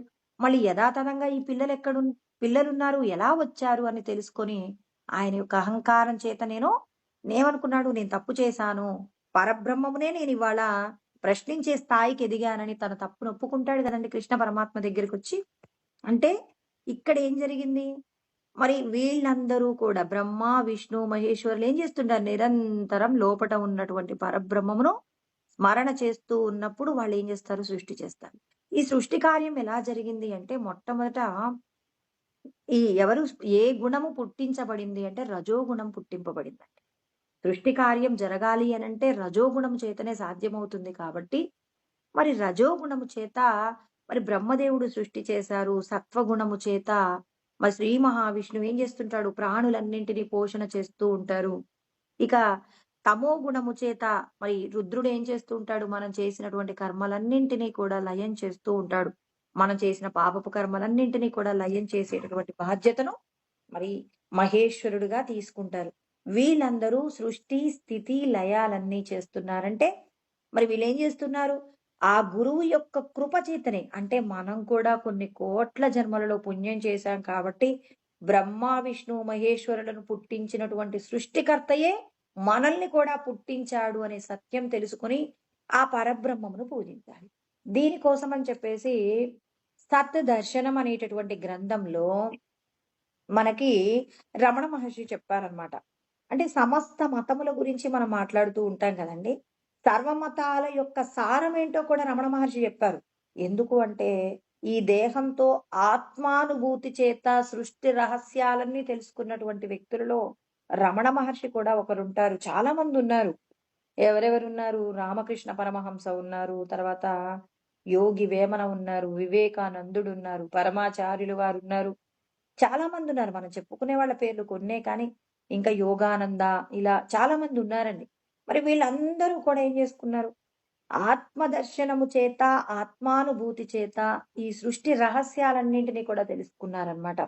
ఈ గ్రంథంలో రమణులు చెప్తున్నారండి. ఆరభ్యతే జీవ బ్రహ్మ పరాత్మ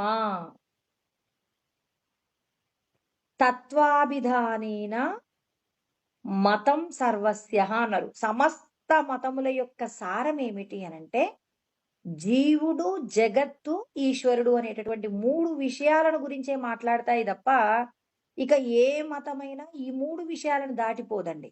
ఏ మతం యొక్క సిద్ధాంతాలైనా జీవుడు, జగత్తు, ఈశ్వరుడు గురించే మాట్లాడతాయి తప్ప ఈ ఇంకా వేరే విషయం గురించి మాట్లాడటానికి ఏమీ లేదు. అంటే ఏ మతమైనా ఈ మూడింటిలోనే నలగాల్సిందే తప్ప కొత్తగా వేరే విషయాన్ని బయటికి తీసుకొచ్చేటటువంటి అవకాశం ఉండదన్నమాట. మరి దీనిని అందుకే ఇక్కడ చెప్తారనమాట. ఇక్కడ వాళ్ళు చెప్తారన్నమాట. త్రిధా అంటే ఇక్కడ మనకు చెప్పేటటువంటి ఇదం త్రయం ఇది ఏదైతే ఉందో ఇదం త్రయం యావత్ అహమతి స్యాత్ అంటే ఈ మూడే జీవ జగత్ తర్వాత ఈశ్వరుడు అనేటటువంటి ఈ మూడే ఏమవుతున్నాయి అంటే త్రిపుటి అంటామండి మనం అందరము కూడా. ఈ త్రిపుటి ద్వారానే ఏమవుతుంది? అహంకారం సృష్టించబడుతుందండి. మరి ఈ అహంకారం పోగొట్టుకోవాలి అనంటే ఏం చెయ్యాలి అనంటే ప్రతి ఒక్కరూ కూడా తెలుసుకోవలసి ఉంటుంది. మరి గొప్పదైనటువంటి దానిలో నుంచి మనం అంటే గొప్పదైనటువంటి స్థితిని మనం తెలుసుకోవలసి ఉంటుంది. అంటే శ్రేష్టమైనది ఏంటి అంటే అహమతి శూన్యనిష్టాహ అంటున్నారు. శ్రేష్టమైనది ఏమిటి అంటే అహంకార రహిత స్థితిలోకి చేరడమే గొప్పదైనటువంటి స్థితి అంటారు. మరి అహంకారం ఎలా వచ్చిందండి? రమణులు చెప్తున్నారు. అహంకారం రావడానికి కారణం ఏమైంది అనంటే ఇప్పుడు జీవుడున్నాడండి. ఇప్పుడు నేనున్నాను. నేనేమనుకుంటాను? నాకు కష్టం వచ్చిందనుకోండి, పలానా వాళ్ళు నాకు కష్టం ఇచ్చారు అని జెప్పేసి అనుకుంటా. అంటే నేనేం జేస్తున్నాను? జగత్తులో ఉన్నటువంటి కొంతమందిని నేను నింద జేస్తున్నాను. అంటే నాకు కష్టం ఎందుకొస్తుంది? మనకి కష్టం ఎందుకొస్తుందండి? ఒక తేలు నన్ను గుట్టిందనుకోండి, ఒక తేలు నన్ను గుడితే నాకు కష్టం వచ్చిందండి. మరి కష్టం వచ్చింది గాబట్టి ఇది జగత్తులో ఉన్నటువంటి విషయమే. నన్నెవరో తిట్టారు, నా వస్తువేదో తీసుకున్నారు. నేనెవరి చేతనో బాధింపబడ్డాను. అంటే నేనెవరి చేత బాధింపబడుతున్నాను? ఎవరి చేత కష్టపడుతున్నాను? జగత్తు చేత కష్టపడుతున్నాను. అంటే మనమందరము కూడా జగత్తు చేత ఎందుకు ఈ జగత్తు మనల్ని కష్టపెడుతుంది? జగత్తు మనల్ని కష్టపెట్టడంలో ఉన్నటువంటి విషయం ఏంటి అని జెప్పేసి మళ్ళీ మనం ఏం చేస్తున్నామంటే విచారణ చేస్తాం. అలా విచారణ చేసినప్పుడు ఏం తెలుస్తుంది అనంటే, ఆ! ఈ జగత్తును సృష్టించింది ఎవరసలు? అంటే జగత్ కారణమైనటువంటి ఈశ్వరుడు గురించిన ఆలోచన వస్తుంది. అంటే నేను కష్టపడటానికి కారణం ఫలానా వాళ్ళు. ఒక్కల వల్లనే కష్టపడుతున్నామా? ఒక్కల వల్లనే సుఖపడుతున్నామా అంటే ఈ జగత్తులో ఉన్న కొన్ని విషయాలు మనల్ని సంతోషపెడతాయి. కొన్ని విషయాలు మనల్ని దుఃఖంలోకి తీసుకెళ్తాయి. అంటే ఈ సృష్టిలో ఉన్నటువంటి విషయాలలో కొన్ని మనల్ని బాధిస్తే కొన్ని సంతోషపెడుతున్నాయి. మరి ఈ బాధించడంలో సుఖపెట్టడంలో ఎవరి యొక్క ప్రాధాన్యత ఉంది అంటే ఈ జగత్తును సృష్టించినటువంటి సృష్టికర్త ఎవరో చూస్తున్నాం. ఈశ్వరుడు అని తేలిందండి. ఈశ్వరుడు ఎందుకు మనకి ఇన్ని కష్టాలు పెడుతున్నాడు? ఈశ్వరుడు మనల్ని కష్టపెట్టడంలో ఆయన ఉద్దేశం ఏమిటి? ఏమిటి ఆ ఉద్దేశం అంటే మనం పూర్వజన్మలలో చేసినటువంటి కర్మలలో ఉన్నటువంటి దోషాలు, మనం చేసినటువంటి పుణ్యాలు ఏవైతే ఉన్నాయో, ఆ పుణ్యాలు, పాపాలు మనల్ని ఏం చేస్తున్నాయి? కొందరి చేత పొగిడి మనకు తెలియకుండానే వచ్చి మనల్ని పొగుడుతుంటారు. సంతోషపడతాం. మనం అడగకుండానే కొంతమంది మనకి ఏవేవో వస్తువులు ఇస్తుంటారు. వాటి చేత సంతోషపడుతూ ఉంటాం. అంటే కొన్నింటి వల్ల సంతోషము, కొన్నింటి వల్ల దుఃఖం పొందుతూ ఉన్నామన్నమాట. ఈ సుఖదుఖాలకు కారణం మనం చేసుకున్నటువంటి కర్మలు.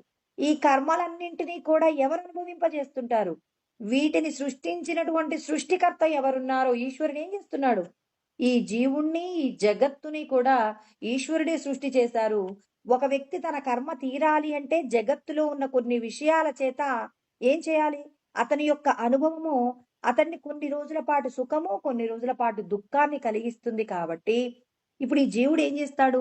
ఈ జగత్తులో నుంచి బయటపడడానికి జగత్కారకుడైనటువంటి ఈశ్వరుడి యొక్క పాదాలు పట్టుకుంటే ఈశ్వరుడు ఏం చేస్తారు? ఈ జగత్తు నుండి ఈశ్వరుడిని బయట పడవేసేటటువంటి ప్రయత్నం చేస్తాడు. ఈ జీవుడు ఏం చేస్తుంటాడు? ఎప్పుడు అహంకారం చేత ప్రవర్తిస్తుంటాడు. తనకంటే తక్కువ స్థాయిలో ఉన్న వాళ్ళని చూసి మనం ఏం చేస్తాం? అహంకరిస్తూ ఉంటాం. మనకంటే అధికులైన వాళ్ళని చూసి అసూయ పడుతుంటాం. అంటే ఈ అహంకారం అనేటటువంటి దాని చేతనే మనము సుఖము, దుఃఖము పొందుతూ ఉన్నాం కాబట్టి, ఈ సుఖ దుఃఖములకు కారణమైన విషయాలు ఏవైతే ఉన్నాయో, వాటిని సృష్టించినటువంటి సృష్టికర్త చేత మనము మన మనసు రమించడం ప్రారంభించిందనుకోండి. అంటే ఇప్పుడు మనము ధ్యానంలో కూర్చున్నామండి. మనకేం గుర్తొస్తున్నాయి? మనకు గతంలో జరిగిన విషయాలు గుర్తొస్తున్నాయి. భవిష్యత్తులో జరగబోయే విషయాలు గుర్తొస్తున్నాయి. అంటే భూత, భవిష్యత్, వర్తమాన కాలాల్లో జరిగే విషయాలన్నీ మనకి మన మనసు యందు కదులుతున్నాయి. ఇవన్నీ దేనికి సంబంధించినవై ఉన్నాయి? ఈ దేహానికి సంబంధించిన విషయాలన్నీ కదులుతుంటాయి. ఈ వస్తువు నాకు దొరకకపోతే ఏమవుతుంది? ఈ వస్తువు నా ఇంటికొస్తే నేనేం చేయాలి? ఇలా ఈ జగత్తులో ఉన్న విషయాలన్నీ మనం నెమరవేసుకుంటూ సుఖపడుతుంటాం, దుఃఖపడుతుంటాం. అంటే మెల్కొని ఉన్నప్పుడు ఇదే పరిస్థితి, ధ్యానంలో ఉన్నప్పుడు కూడా ఇదే పరిస్థితి కాబట్టి కృష్ణ పరమాత్మ ఏమంటారంటే, శ్రేయో హి జ్ఞానమభ్యాసాత్ జ్ఞానాత్ ధ్యానం విశిష్యతే. ధ్యానాత్ కర్మఫల త్యాగాత్ శాంతిరనంతరం. అంటే నువ్వు శాంతి పొందాలంటే ఏం చేయాలి? ముందు ఇక్కడ నువ్వు యోగమును గురించి అభ్యాసం చెయ్యి. యోగం అంటే ఏంటి? నీవు ఈ దేహం కాదని, ఈ దేహంలో ఉన్న ప్రత్యేగాత్మం అనే జ్ఞానం తెలుసుకొని, ఈ జీవాత్మ పరమాత్మలో ఐక్యం కావడం కోసమని, మరి భగవత్ సంబంధమైనటువంటి జ్ఞానాన్ని నువ్వు అధ్యయనం చేయమని, అభ్యాసం చేయమని చెప్తారు. అభ్యాసం చేస్తే జ్ఞానం వస్తుంది. ఈ సృష్టి అంతా కూడా ఈశ్వరుడి యొక్క శక్తి చేతనే నడపబడుతుంది. అందుకే రమణులు మనకి ఏం చెప్పారు? సత్, చిత్తు గురించి చెప్పారండి. సత్ అంటే ఏంటి? మనకు కంటికి కనపడుతున్న వస్తువు, వ్యవహారం. అంటే మనం మేల్కొని జాగ్రత్తావస్థలో మేల్కొని ఉన్నప్పుడు సృష్టిలో జరిగే విషయాలన్నీ కూడా మనకు వస్తువుల రూపంలో, వ్యవహార రూపంలో నడిపిస్తున్నాం కదండి. ఇదంతా సద్వస్తువుగా ఉంది. ఇప్పుడు ఈ విషయాలన్నీ మనం స్వప్నంలోకి వెళ్ళిపోయాక కలగంటున్నప్పుడు చిత్ అంటే జ్ఞాన స్వరూపంగా మనమే ఒక్కరమే ఏమవుతున్నాం? మనమే ఇప్పుడు నేను ఒక వ్యక్తిని ఊహ చేసుకుంటున్నాను అనుకోండి. ఆ వ్యక్తి రూపంలోగా మారిందెవరు? నేనే మారాను. నాకు శత్రువుగా ఉన్న ఒక వ్యక్తిని నేను ఊహ చేసుకున్నాను. ఆ వ్యక్తిగా కూడా ఎవరున్నారు? నేనే ఉన్నాను. నాకిష్టమైన పదార్థంగా ఎవరున్నారు? నేనే ఉన్నాను. అంటే మనమందరం అలాగే ఉన్నామనమాట. బయటికి చూసేటప్పుడు సద్వస్తువుగా చూస్తున్నప్పుడేమో వేరువేరుగా కనపడుతుంది. మళ్ళీ చితు వస్తువుగా చూసినప్పుడు కూడా అక్కడ వేరు వేరు వస్తువులుగా కనపడుతున్నాయి కానీ, వేరు వేరు వస్తువులలో ఉన్నది ఎవరు? ఎవరి ఆలోచనల చేత ఇన్ని వస్తువులు సృష్టింపబడ్డాయి? మన ఆలోచనల చేతనే మనం ఏమయ్యాము? వివిధ వస్తువులుగా విభజింపబడ్డాం. మనం కలలో కూడా ఏమనుకుంటాం? ఈ వీళ్ళు వేరు, వాళ్ళు వేరు అని చెప్పేసి అనుకుంటున్నాం. జ్ఞానాన్ని విచారణ చేస్తే ఏం తెలుస్తుంది? నేనే ఇన్ని విషయాలుగా ఉన్నానని అనుభవపూర్వకంగా మనం ఆ జ్ఞానము జోడించి అర్థం చేసుకున్నప్పుడు తప్ప మనము ఈ మాయలో నుంచి బయటపడలేమండి. అంటే భావనా రూపంగా ఉన్న విషయాలలో ఉన్నది ఎవరు? నేనే అనేటటువంటి విషయాన్ని 1కి 4 సార్లు మనం ఏం చేయాలి? స్మరణ చేసినప్పుడు మన మనసుకు అర్థం చేయించాలన్నమాట. నువ్వు ఏమవుతుంది ఇక్కడ? నేనే ఇన్ని విషయాలన్నింటినీ ఊహ చేసుకున్నాను. ఇక్కడ పదార్థంగా ఉన్నది నేనే, వస్తువుగా ఉన్నది నేనే, నా శత్రువుగా ఉన్నది నేనే, స్నేహితుడుగా ఉన్నది నేనే, సమస్త జగత్తుగా ఉన్నది నేనే, నదిగా నేనే, పర్వతంగా నేనే. అన్ని చిత్తు రూపంలో ఉన్నటువంటి జ్ఞానము ద్వారా మనం ఏం తెలుసుకోవాలి? నేనే అక్కడ ఉన్నానని తెలుసుకోవాలి. ఇది చిత్ స్వరూపం అంటే. ఇప్పుడు ఈ స్వరూపాన్ని మనం అర్థం చేసుకుంటాం. అందుకే శంకరాచార్యుల వారు స్వప్నం అనేది లేకపోతే ఈ సృష్టిలో ఉన్నటువంటి విషయాన్ని మనం పట్టుకోలేకపోయి ఉండేవాళ్ళం అని చెప్పి శంకరాచార్యుల వారు చెప్తారనమాట. అంటే ఇక్కడ సద్వస్తువులుగా వేరువేరుగా కనపడుతున్నాయి కానీ చిత్ స్వరూపంగా లోపట మనమే ఇన్ని విషయాలను సృష్టించుకుంటున్నామన్నప్పుడు ఇక్కడ బయట కంటికి కనపడుతున్న విషయాలలో కూడా ఒకరిని చూసి దుఃఖపడుతున్నాం, ఒకరి ద్వారా ఆనందం పొందుతున్నాం. ఇవన్నీ కూడా నాకంటే వేరుగా లేవని మనం జ్ఞానాన్ని ఏం చేయాలి?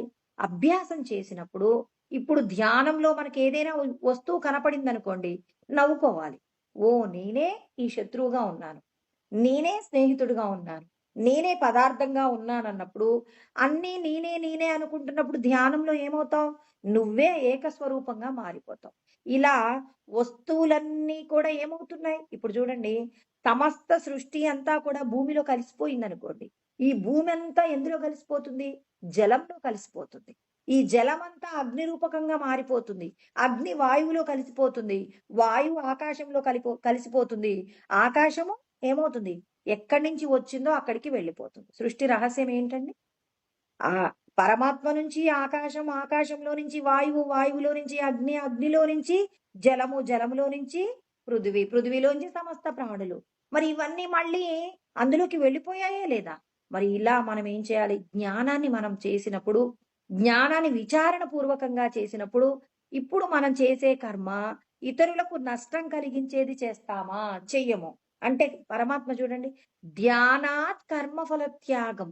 అంటే నువ్వు ధ్యానంలో నిజంగా పరిపూర్ణత వచ్చిందంటే నువ్వు చేసే కర్మ ప్రతిదీ కూడా పరులకు ఉపకారం జరిగేదిగా ఉండాలి కానీ స్వార్థంతో ప్రవర్తిస్తున్నావనుకోండి, ఏంటి నీకు ధ్యానము ద్వారా నీకు శక్తి వచ్చిందనటానికి గుర్తు?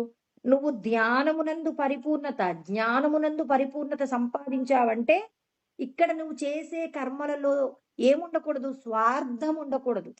ఇతరులకు మేలు చెయ్యాలనే కోరిక తప్ప ఇతరులకు కీడు చేసే ఆలోచన మనసులో కూడా కలగకుండా నీ మాట యందు ఎప్పుడూ కూడా స్వచ్ఛత, నీ శరీరంతో చేసే కర్మల యందు ఎప్పుడూ కూడా 10 మందికి మేలు జరిగే తీరులోనే నీ ప్రవర్తన ఉన్నప్పుడు, ఇప్పుడు నీ వల్ల ఎవ్వరికీ కూడా హాని జరగనప్పుడు ఇక నీకు మిగిలింది ఏంటండి? శాంతే కదా! పరమాత్మ చూడండి, ఒక్క శ్లోకంలో 12వ అధ్యాయం 12వ శ్లోకం అండి. శాంతి దొరకడానికి మూలమేంటో చెప్పారు. ఈ మూలాలన్నీ రమణ మహర్షి. అంటే మనం ఇక్కడ చూడండి, ఎవరెవరి గురించి చెప్పాం? రమణులు చెప్పారని చెప్తున్నాం. పరమేశ్వరుడు గురుగీతలో చెప్పారన్నాం. కృష్ణ పరమాత్మ చెప్పారంటున్నాం. ఇలా ఎవరు చెప్పినా ఏం చెప్తున్నారు? ఉన్న సత్యాన్ని చెప్తున్నారు.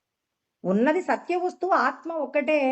ఆత్మని మనం ఇన్ని విషయాలుగా చెప్తున్నారు. అందుకే ఇక్కడ ఏం చేయాలి? అహంకారాన్ని పోగొట్టుకోవాలి. అందుకే బ్రహ్మైవన్న బ్రహ్మవిత్. అంటే ఇక్కడ జ్ఞాని బ్రహ్మమవుతాడు కానీ బ్రహ్మవిత్ బ్రహ్మైవ భవతి అంటాం. బ్రహ్మజ్ఞాని బ్రహ్మమవుతాడు అంటారు. కానీ నేను బ్రహ్మజ్ఞానిని అని చెప్పి గొప్పలు చెప్పుకుంటున్నాడు అనుకోండి, అక్కడ గొప్పదైన అహంకారం ఉంటుందండి. అంటే నాకు ఇంత బ్రహ్మజ్ఞానం వచ్చని నేను అంటున్నాను అనుకోండి, ఇక్కడ ఇందులో అహంకారం ఉందా లేదా? అహంకారం ఖచ్చితంగా ఉంది. నిజంగా నువ్వు జ్ఞానవంతుడవైతే నీ అహంకారము శూన్యమైపోవాలి. నీ అహంకారం ఏమైపోవాలి? జీరోకి రావాలి. అహంకారము చావనిదే. అందుకే పెద్దలు ఓ మాట చెప్తారు. అహంకారం అనేటటువంటి పాము చావనిదే, న్ నీకు లోపట ఉన్న బ్రహ్మానందం అనే నిధి దొరకదు అంటారు. అందుకే మనకెక్కడైనా లంకె బిందెలు దొరికాయనుకోండి, మరి లంకె బిందెలు దొరికితే అక్కడ లంకె బిందెలలో ఏముంటుందంటారు? మనం అప్పుడప్పుడు పేపర్‌లలో చూస్తాం. కొంతమందికి ఎవరికైనా లంకె బిందెలు దొరికినా అందులో ఒక పాము ఉంటుందండి. మరి దానికి ఆహారం ఎవరు పెట్టారండి? ఆ లంకె బిందెలు ఎప్పుడు అందులోకి భద్రపరచబడ్డాయో తెలీదు కానీ, అందులో మాత్రం పాముంటుంది. ఆ పామును చంపితే తప్ప ఆ లంకె బిందెల్లో ఉన్నటువంటి బంగారాన్ని మనం వాడుకోలేము. అంటే ఆ పాము ఎలా బతికిందో, ఎలా ఉందో ఏం తెలీదు. అంటే భగవంతుడు మనకెక్కడికక్కడి రహస్యాలు మనం ఛేదించనంత గొప్పగా రహస్యాలన్నీ పెడతాడండి. అసలు ఆ పాము అందులో ఎలా ఉంది? దానికి ఆహారం ఎలా అందింది? దాని పోషణ ఎలా జరిగింది? మనం దానిపైన ఏదో ఒక బంగారపు రేకో, లేకపోతే రాగి రేకో ఉంటే దాన్ని మనం ఏదైనా ఒక ఇనప వస్తువు ద్వారా ఆ ప్లేట్ తీసేస్తే అందులో ఆ లంకె బిందెలలో ఉన్న బంగారాన్ని చూసే ముందు పాము కనపడితే ఆశ్చర్యపోతాం. ఈ పాము ఇలా ఇందులో ఎంతకాలం ఎలా ఉంది? ఏం తిన్నది? ఎలా ఉంది? అంటే ఈశ్వరుడు రహస్యం చెప్పే ప్రయత్నం చేస్తున్నాడు. గొప్పదైనటువంటి రహస్యం చెప్పబోతున్నారు. మీరు కూడా అహంకారం అనే పామును చంపుకోనంత వరకు లోపట ఉన్నటువంటి పరమ శాంతికి మూలమైన పరమాత్మ మీకు దొరకరు. ఆ పరమాత్మ మీకు దొరకాలంటే ఇక్కడ ఏం చేయాలి? ఒక చిన్న ఉపమానం చెప్తారు. ఏమంటారంటే సముద్రము, అల.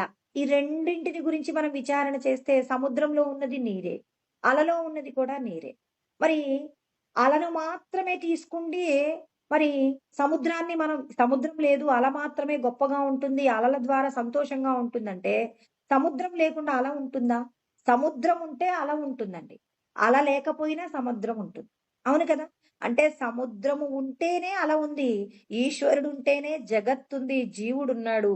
కాబట్టి ఈశ్వరుడి యొక్క మాయ చేతనే జీవుడు జగత్తున్నాడని ఈశ్వరుడి పాదాలు పట్టుకుంటే ఈశ్వరుడు ఏం చేస్తారు? ఈ జగత్తులో ఉన్నటువంటి సుఖము, దుఃఖమనే విషయాలు నిన్ను ఇబ్బంది పెట్టకుండా నిన్ను జీవుణ్ణి పరమాత్మలో కలుపుకోవడానికి ఆయన ఏం చేస్తాడు? నీకు ఈ దేహానికి సంబంధించి ఉన్న వ్యామోహాన్నంతా కూడా తీసేసి ఆయన ఆయనలో మనల్ని కలుపుకోవాలంటే పరమాత్మ మనందరికీ గొప్ప సత్యం చెప్తున్నారు. జగత్తులో ఉన్నది ఒకే ఒక్క ఈశ్వరుడు. ఆ ఈశ్వరుడి యొక్క మాయే ఈ జీవ జగత్ అనేది. కాబట్టి మరి ఈ జీవ జగత్తులో నుంచి బయటపడాలంటే మరి పరమాత్మ చెప్తున్న రహస్యం తెలుసుకోవాలి. అందుకే ఓంకారంలో నుంచే సమస్తము కూడా సృష్టింపబడుతూ ఉన్నాయి. మరి ఈ ఓంకారానికి సృష్టికర్త ఎక్కడుంటాడు? బ్రహ్మాక్షర సముద్భవం తస్మాత్ సర్వగతం బ్రహ్మ నిత్యం యజ్ఞే ప్రతిష్ఠితం. అంటే ఆ పరబ్రహ్మము ఎప్పుడు ఎక్కడ ఉంటారంటే ఎక్కడైతే సత్కర్మ జరుగుతుందో ఆ సత్కర్మయే యజ్ఞంగా మారుతుందో ఆ యజ్ఞమునందు ఈశ్వరుడు ఉంటారు అనే సత్యం మనకు ఇక్కడ కృష్ణ పరమాత్మ చెప్తున్నారు. అంటే మనం చేసేటటువంటి ప్రతి కర్మ కూడా యజ్ఞంగా మారాలి. అందుకే 4వ అధ్యాయంలో 31వ శ్లోకంలో మాట్లాడతారనమాట. ఏమంటారు? యజ్ఞ శిష్టామృత భుజో యాంతి బ్రహ్మ సనాతనం. అంటే సనాతనమైనటువంటి బ్రహ్మమును పొందాలి అంటే మనం ఏం చేయాలట?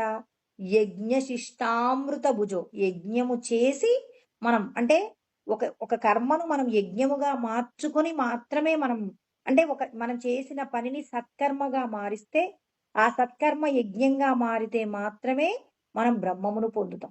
ఇప్పుడు చాలా మంది అండి ఆహారం తీసుకోవాలి అంటే శరీరంలో కొన్ని క్యాలరీలు కరిగేలాగా ఏదో ఒక పని చేస్తారు.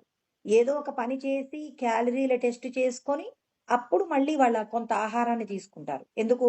శరీరాన్ని ఏం చేసుకుంటారు? డైట్ కోసం అండి. శరీరం ఉత్సాహంగా ఉండడం కోసం, శరీరానికి సంబంధించిన వ్యాధులు రాకుండా ఉండడం కోసం మరి కొన్ని పనులు చేసి క్యాలరీలు తగ్గించుకొని తర్వాత ఆహారం తింటారు. అదే విధంగా భగవంతుడు అంటున్నారు, మీరు చేసేటటువంటి కర్మలలో ఉన్న దోషాలను పోగొట్టుకుంటూ మీరు చేసే పనులలో ఎన్ని మంచి పనులు చేశారో ఒకసారి విచారణ చేసుకోండి. విచారణ చేసుకొని ఇవాళ ఒక మంచి సత్కర్మ జరిగింది అనుకుంటే మీరేం చేస్తారు?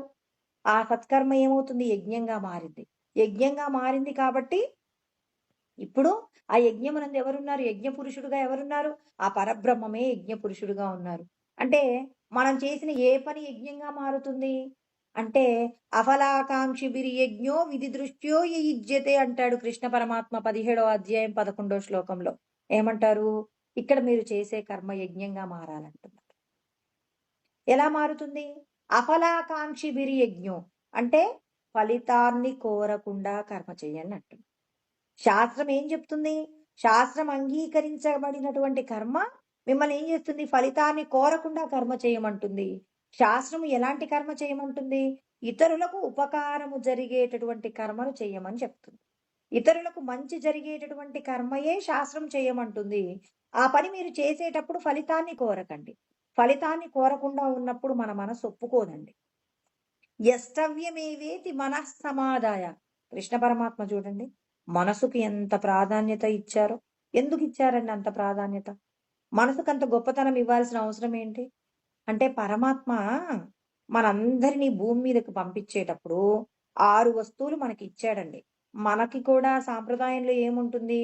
ఆడపిల్లకు పెళ్లి చేసి పంపించేటప్పుడు కొంత భూమి, తర్వాత వాళ్ళకున్నటువంటి బంగారము, తర్వాత ఇంకా వాళ్ళ దగ్గర ఉన్న వస్తువులు అన్నీ కూడా అమ్మాయికిచ్చి పంపిస్తారు. ఇప్పుడు ఆ అమ్మాయి వస్తువులు అత్తగారింటి వాళ్ళు వాడుకున్నారనుకోండి, అవి అమ్మేశాను అన్నారనుకోండి, మరి పుట్టింటి వాళ్ళు ఒప్పుకుంటారా? పుట్టింటి వాళ్ళు ఒప్పుకుంటారా అండి? మీ అమ్మాయి ఆస్తులన్నీ కూడా అమ్మేస్తున్నామండి అంటే పుట్టింటి వాళ్ళు భయపడతారు. వాళ్ళు వెళ్లి అడుగుతారు. ఎందుకు? మా అమ్మాయి ఆస్తులు అమ్ముతున్నారు. అమ్మితే మళ్ళీ కొత్తగా వాళ్ళేదైతే అదనంగా వాళ్ళు వేరే అంటే ఇప్పుడు కొంత ఆ పుట్టింట్లో ఉన్న ఆస్తిని అమ్మేసి అత్తగారి ఊర్లో ఆ పొలాలు అవి కొన్నారనుకోండి. వీళ్ళు పుట్టింటి వాళ్ళు వెళ్లి ఏం చేస్తారు? దగ్గరుండి ఆ సంపదలు ఆ అమ్మాయి పేరు మీద రిజిస్టార్ అయ్యేంత వరకు కూడా ఉండి ఆ అమ్మాయికి రక్షణ చేసొస్తారు. అంటే చూడండి, వివాహం జరిపించగానే ఇక అమ్మాయి బాధ్యత పూర్తయిందని పుట్టింటి వాళ్ళు వదిలేస్తారా? ఎప్పటికి వదిలిపెట్టరు. పసుపు, కుంకుమల రూపంలో పుట్టింటికి ఆ పిల్ల వస్తూనే ఉంటుంది. మరి పుట్టింటి వాళ్ళకి ఆ బాధ్యత ఉండనే ఉంటుందండి. అంటే ఇప్పుడు ఈ విషయాలన్నీ కేవలం ఏదో ఇక్కడ ఒక తంతులాగా జరుగుతుందని చెప్పేసి ఎవరు అనుకోకండి. పరమాత్మ ఇందులో కూడా ఏదో ఒక రహస్యం పెట్టుంటారని విషయాన్ని విచారణ చేసినప్పుడే కదా మనకు సత్యం బోధపడేది.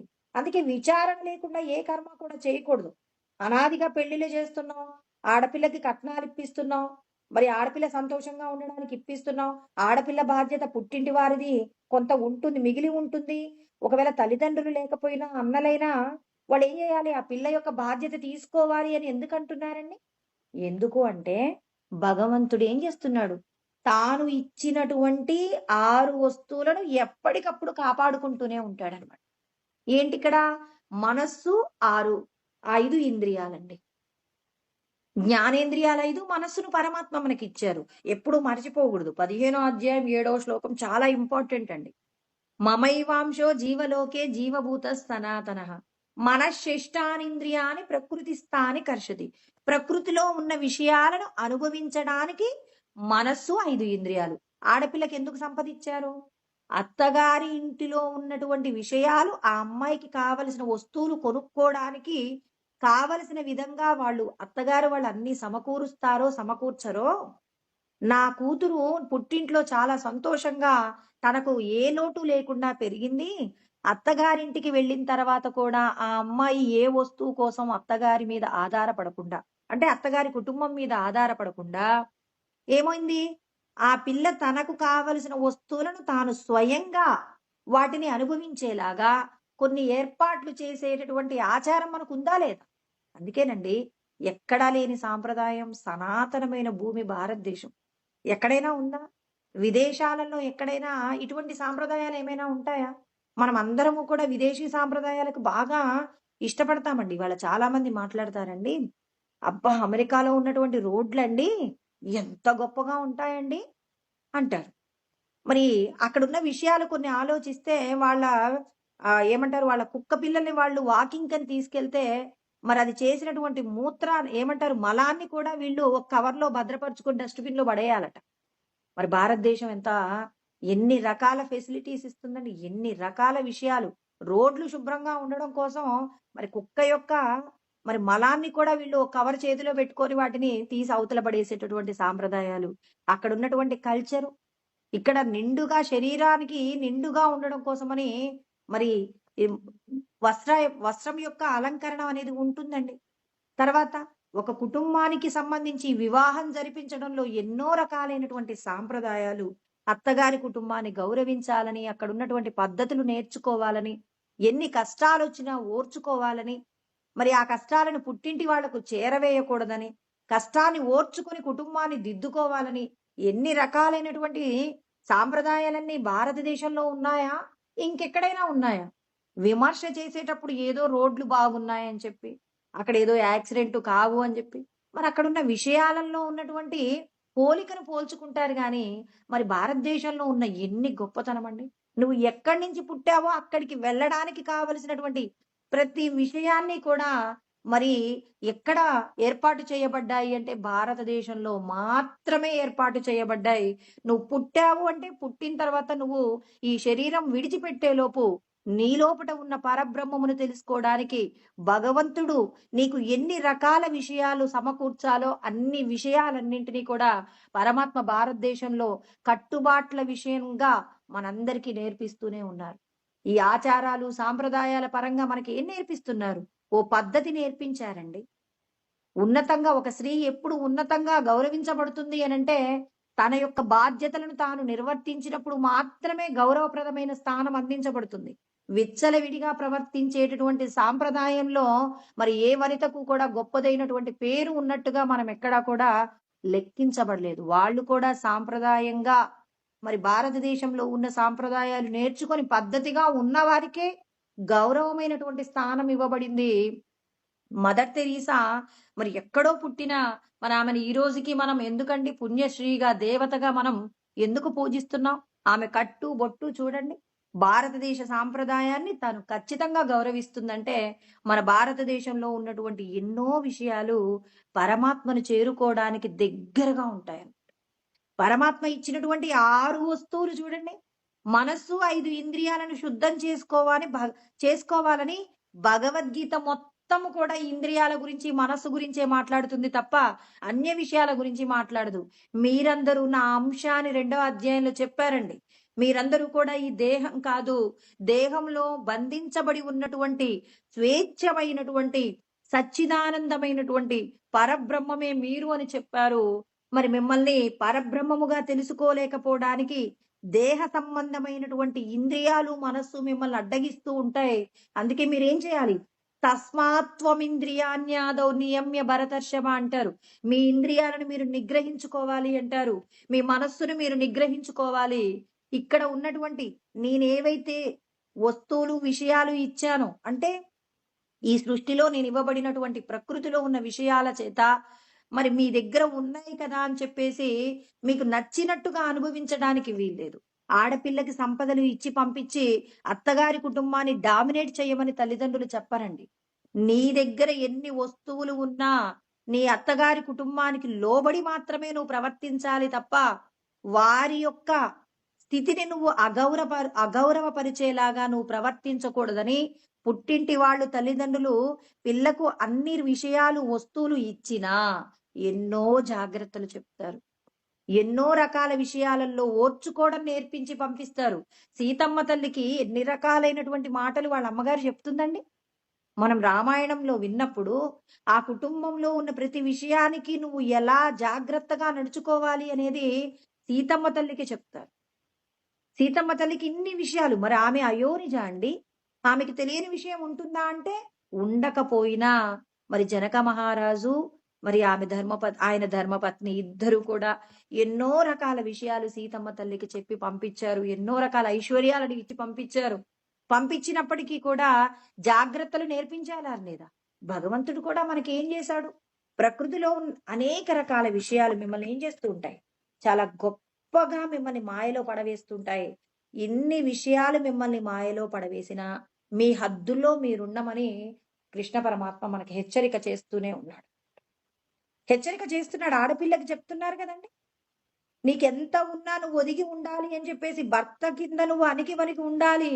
భర్త ఏది చెప్పినా నీకు ఇష్టం లేకపోయినా నీకది కష్టం అనిపించినా నువ్వు అలవాటు చేసుకోవాలే తప్ప దాన్ని ఎదిరించకూడదు అని చెప్పేసి ఏ తల్లిదండ్రులైతే కూతురికి నేర్పిస్తారో ఆ కూతురు ఆ భర్తతో సవ్యంగా జీవిస్తుంది.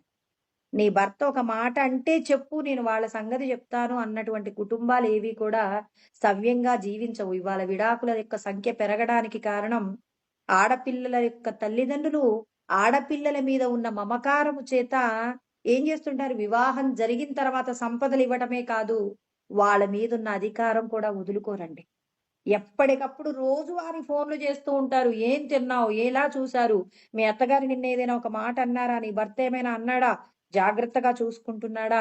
ఆయన నిన్నేదైనా అంటే చెప్పు, నేను చూసుకుంటాను, మీ నాన్నగారు ఉన్నారనే విషయం మర్చిపోకు తల్లి అని చెప్పి ఆడపిల్లకు విచ్చలవిడి స్వేచ్ఛ తల్లిదండ్రులు ఇవ్వడం వల్ల అత్తగారింట్లో వచ్చే ఒక చిన్న సమస్యను తట్టుకోలేక ఆ ఇల్లు వదిలిపెట్టి పుట్టింటికి వెళ్ళిపోతే సంతోషంగా ఉండగలనని వచ్చి పుట్టింట్లో కొద్ది రోజులు సంతోషంగా ఉన్నట్టుగానే ఉండి తల్లిదండ్రులు ఎల్లకాలం ఉంటారా? తర్వాత అన్న, వదినలు ఏదో ఒక మాట అంటే, ఆ మాటలు తట్టుకోలేక, మరి మేమెందుకు మా సంసారాన్ని ఇలా చేసుకున్నాం?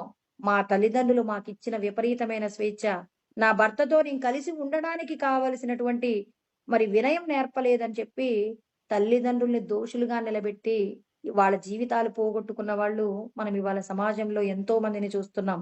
ఎందుకు జరిగింది? శాస్త్రం తెలియకపోవడం వల్లే జరిగిందండి. ఇన్ని విషయాలు ఎందుకు జరుగుతాయంటే, భగవంతుడు మనకి ఏమి ఇచ్చాడు? ఇచ్చినటువంటి వాటిని ఎలా జాగ్రత్తగా వాడుకోవాలి? అసలు ఈ భూమి మీదకి మనం ఎందుకొచ్చాం? ఏ ఉద్దేశం నెరవేర్చడం కోసం మనం కర్మలు చేయాలి?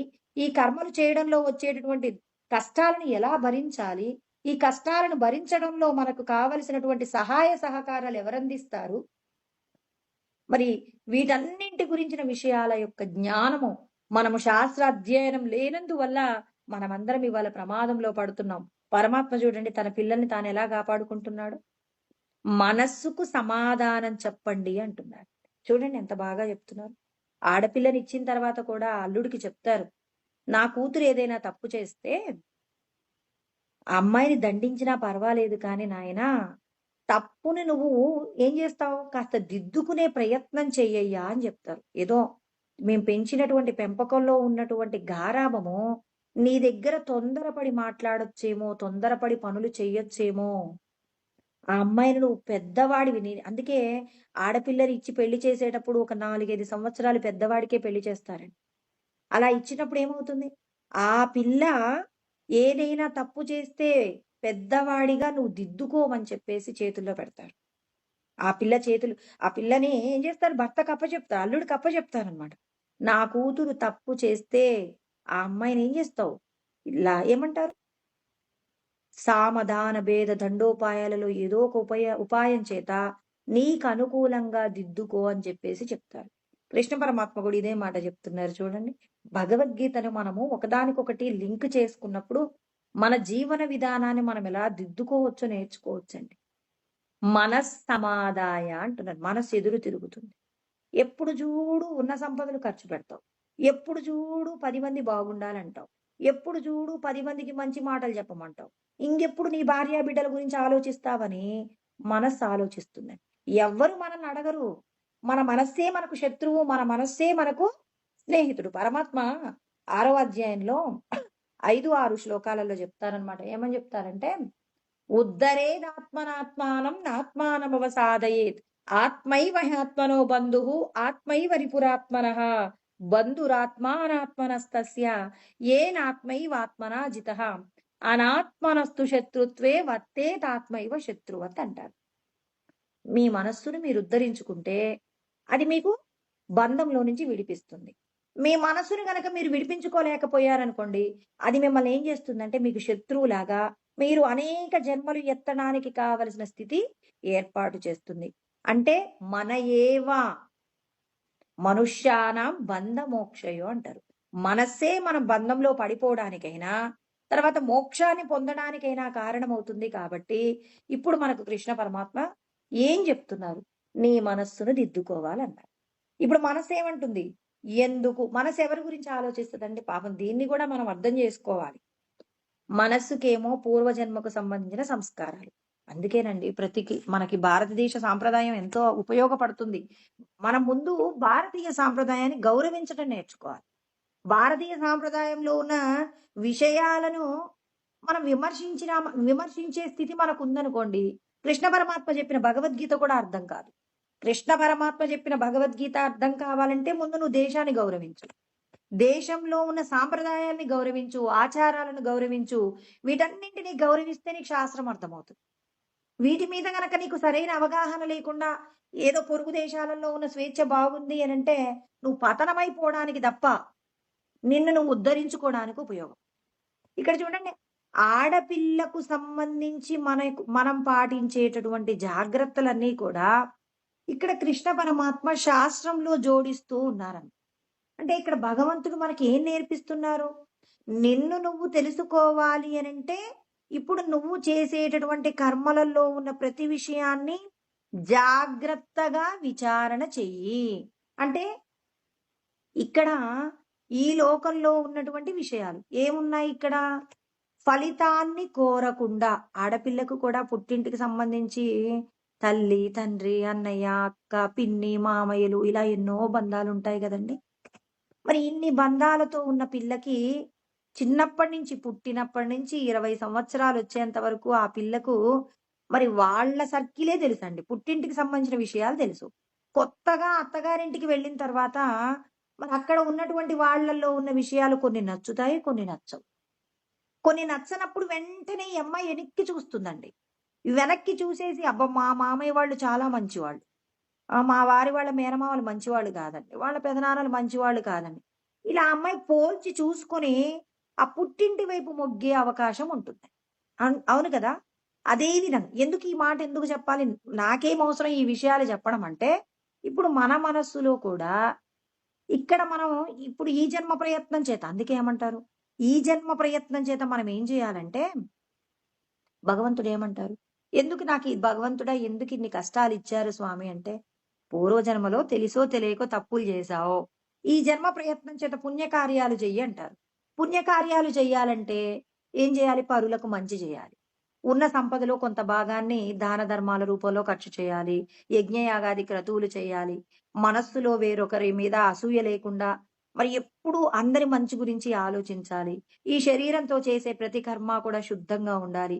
నీ మాట స్వచ్ఛంగా ఉండాలి. అంటే స్వచ్ఛం అంటే ఇతరులకు హాని లేకుండా పవిత్రమైన మాటలు, పరులకు ఉపకారం చేసేలాంటి మాటలు మాట్లాడాలి.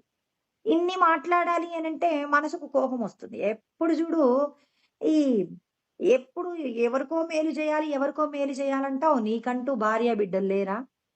వాళ్ళకి సంబంధించిన విషయాలు ఎందుకు పట్టించుకోవు? అంటే పూర్వజన్మ సంస్కారాలను. ఇప్పుడు భార్య కూడా ఇక్కడున్న పుట్టింట్లో ఉన్న అత్తగారింటికొచ్చిన ఆడపిల్ల కూడా భర్తని ప్రశ్నిస్తుంది. ఎప్పుడు మీ అమ్మ, మీ అన్నయ్య, మీ అక్క, మీ చెల్లి, మీ మేనమామలేనా? నీ గురించి నువ్వేం ఆలోచించవా? నీకంటూ భార్య, బిడ్డలున్నారు గదా! మరి వీళ్ళ గురించి ఎందుకు ఆలోచించవు? వాళ్ళందరిని నువ్వు ఉద్ధరిస్తానంటావు. ఇప్పుడు నీ కుటుంబాన్ని ఎవడు ఉద్ధరిస్తాడని భార్య ఎదురు తిరుగుతుందండి. ఇప్పుడు ఈ అమ్మాయి తాపత్రయం ఏంటి? ఆ భర్త వాళ్లకు ఉపకారాలు చేయడంలో తన కుటుంబాన్ని ఏమైనా నిర్లక్ష్యం చేస్తే, తన కుటుంబానికి ఏమైనా కష్టాలొస్తాయేమోనని ఈమె అత్యుత్సాహంతో ఏం చేస్తుందంటే, భర్తను ప్రశ్నిస్తుందండి. ఇప్పుడు ఇలా ప్రశ్నించినప్పుడు ఈ భర్త ఆమెని తిరస్కరించాలా? ఆమెని చక్కగా దిద్దుకోవాలా? ఏమంటారు ఎవరైనా? దిద్దుకోవాలంటారు. వాళ్ళ తల్లిదండ్రికి ఉన్న కష్టాలు, వాళ్ళు ఎదుర్కొన్నటువంటి విషయాలన్నీ ఈ అమ్మాయికి చక్కగా చెప్తే, చిన్నప్పుడు వాళ్ళ తల్లిదండ్రులు వాళ్ళని ఎన్ని కష్టాలు పడి పెంచారో, ఆ పెంచడానికి వాళ్ళు చేసిన ప్రయత్నాలేంటో అన్నీ భార్యకి చక్కగా వివరణ చేశారనుకోండి.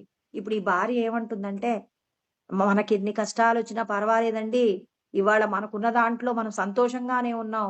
ఉన్నదాన్ని ఇంకొద్దిగా మీ తల్లిదండ్రులు కూడా, తర్వాత వాళ్ళ కుటుంబంలో ఉన్న వాళ్ళు కూడా, అంటే మీ సోదరులు వాళ్ళు కూడా సంతోషంగా ఉండడానికి నేను కూడా మీకు సహకరిస్తానంటుంది. అలా గాకుండా కొంతమంది భర్తలేం జేస్తారంటే, నా భార్య ఇలా అంటుందని జెప్పేసి భార్యకు చెప్పడం మానేసి దొంగతనంగా, రహస్యంగా ఆ పుట్టింటి వాళ్ళని చూసుకోవడం ప్రయత్నం జేస్తారు. ఇప్పుడు ఈ అమ్మాయి కనుక్కుంటుంది. ఎనక నుంచి ఎవరో ఒకరు చెప్తారు గదా! మీ ఆయన మీ అత్తగారి కుటుంబానికి ఇన్ని డబ్బులిచ్చారట. వాళ్ళ చెల్లికి ఇన్ని డబ్బులిచ్చొచ్చారట. వాళ్ళ తమ్ముడు ఉద్యోగానికి ఏదో డబ్బులు కావాలంటే ఇచ్చారట. మీ ఆయనకొచ్చే అసలు జీతం ఎంతో తెలుసా అంటే, ఇక ఈ అమ్మాయి ఇంటికి రాగానే రావణాకాష్టం ప్రారంభిస్తుంది. పెద్ద గొడవ.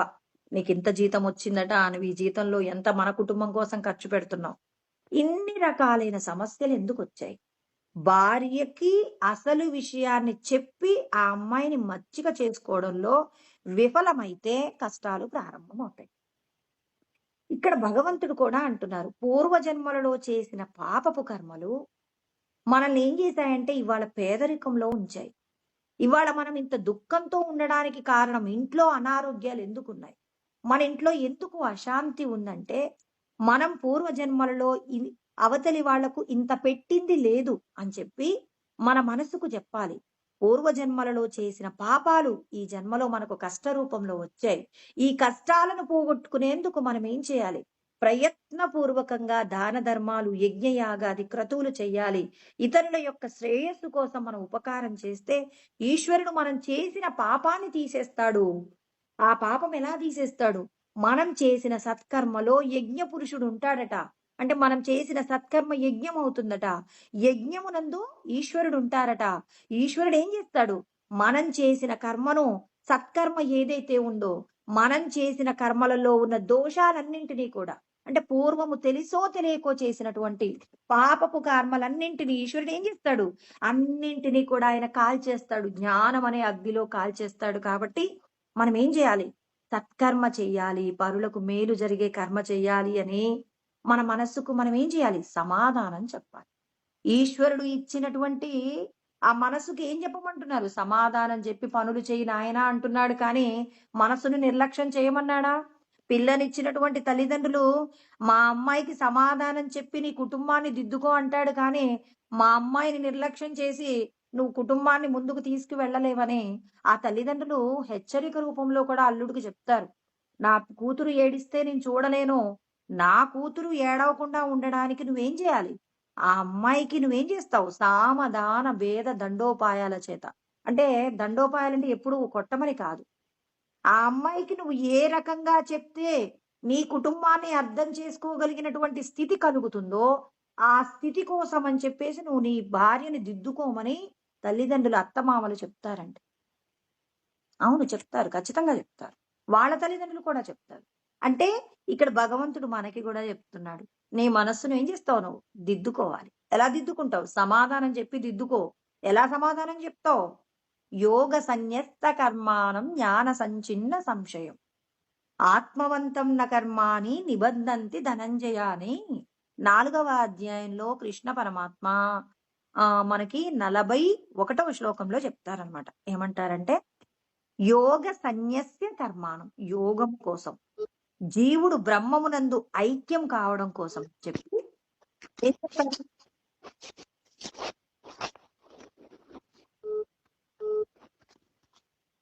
ఏం చేస్తారు ఇక్కడ? మనకి సమాధానాలు కావాలండి. మనసు అడుగుతుందన్నమాట. ఏమని అడుగుతుంది?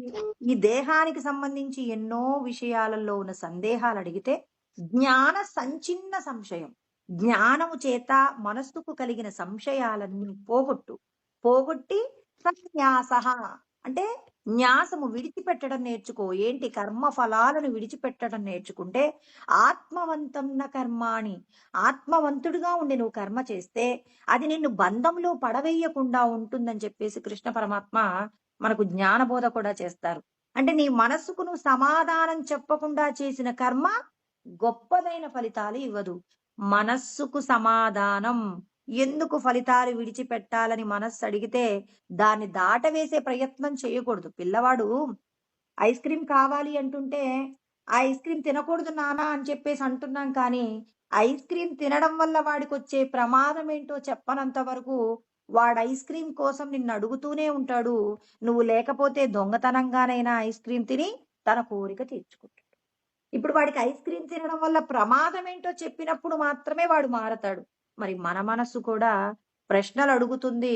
ప్రశ్నలకు సమాధానం చెప్పకుండా నువ్వు భగవంతుణ్ణి చేరుకుంటావంటే ఎలా చేరుకుంటారండి? జ్ఞానం లేకుండా ధ్యానం ఎలా నిలబడుతుంది? జ్ఞానాన్ని అభ్యాసం చెయ్యాలి. పరమాత్మ ఎందుకు ఆర్డర్ చెప్పారు? జ్ఞానాన్ని అభ్యాసం చెయ్యండి. ఫస్ట్ యోగం అభ్యాసం చెయ్యండి. యోగం అంటే ఏంటో తెలియకుండా మీరు జ్ఞానం ఏం పొందుతారు? ధ్యానంలో ఎవరిని తెలుసుకుంటారు? అభ్యాసం ఏంటి? నీవు దేహం కాదు ఆత్మమనే జ్ఞానాన్ని నువ్వేం చేయాలి? అభ్యాసం చెయ్యి.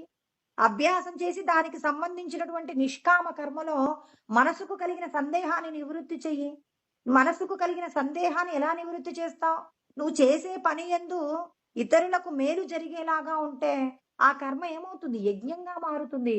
యజ్ఞమునందు సాక్షాత్తు ఈశ్వరుడే ఉంటారు. ఈశ్వరుడు మన సమస్త దుఃఖాలను తీసేస్తాడనే జ్ఞానం నీకుంటే ఏమవుతుంది? నువ్వు భగవంతుడిని చేరుకుంటావు. ఇక్కడ సృష్టి రహస్యం ఇదే కదండి. కృష్ణ పరమాత్మ ఏమన్నాడు? ప్రాణులన్నీ కూడా అన్నం వల్ల పుడతాయి. అన్నం ఎక్కడి నుంచి వస్తుంది అంటే మేఘంలో నుంచి వస్తుంది. మరి మేఘము యజ్ఞంలో నుంచి వస్తుంది. యజ్ఞము సత్కర్మ వల్ల సఫలీకృతం అవుతుంది.